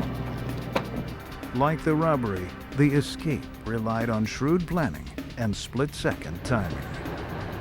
After only a year and a half in prison, Biggs was a free man again. Using proceeds from the robbery, he went to Paris and had plastic surgery. Under the cover of a new identity, Biggs disappeared. Only a few years later, Bruce Reynolds' luck ran out. 5 years after the robbery, Scotland Yard had finally snared the gang's ringleader. Now the focus was on Biggs. The manhunt led them to Australia. Scotland Yard spent months chasing leads, but Biggs kept one step ahead of the law. Persuading a friend to lend him his passport, Biggs traveled to Brazil. Biggs lived in Rio de Janeiro under an assumed name for 4 years. The money from the robbery now spent, he needed to cash in on his exploits. He persuaded the Daily Express, a British newspaper, to buy his incredible story. The brazen Biggs now, in essence, was soliciting all of England to fund his life on the lam. Jack Slipper learnt from a journalist called Mackenzie, or through a journalist called Mackenzie who was writing a life of Ronald Biggs, that Biggs was now in Rio. He went out with a warrant for his arrest. Slipper left for Brazil to bring back the man who had eluded authorities for 9 years. We kept observation on that hotel for many hours, and at 12 o'clock, or just after 12 on Friday, I saw Biggs enter the hotel. Slipper arrested Biggs at the Hotel Trocadero and was about to take him back to England when Biggs found a way to stop him. His girlfriend Raimunda, who was an exotic dancer, rather an exotic figure, announced that she was pregnant. Brazil has a law that the parent of a Brazilian citizen may not be extradited. They must stay and try and support their child. Slipper returned to England empty-handed. Once again, Biggs had evaded capture. For Biggs, his years in hiding were over. He was now officially protected by the Brazilian government. The petty crook, now considered a folk hero, became one of Rio's tourist attractions. In 1993, retired Chief Superintendent Slipper, the man who had tried to bring him to justice, was reunited with Biggs in a media event staged by the Daily Express. Biggs will never come back on his own steam. He's got 28 years prison still outstanding, and at his age, he's now 69. If he does come back under his own steam, there's only one place for him, that's Wandsworth Prison. While Ronald Biggs eluded authorities, most of the gang paid dearly for this crime of the century. The majority served 10 years hard time before making parole. The great train robbery, though cunning in its conception and daring in its execution, ended in disaster for nearly everyone involved.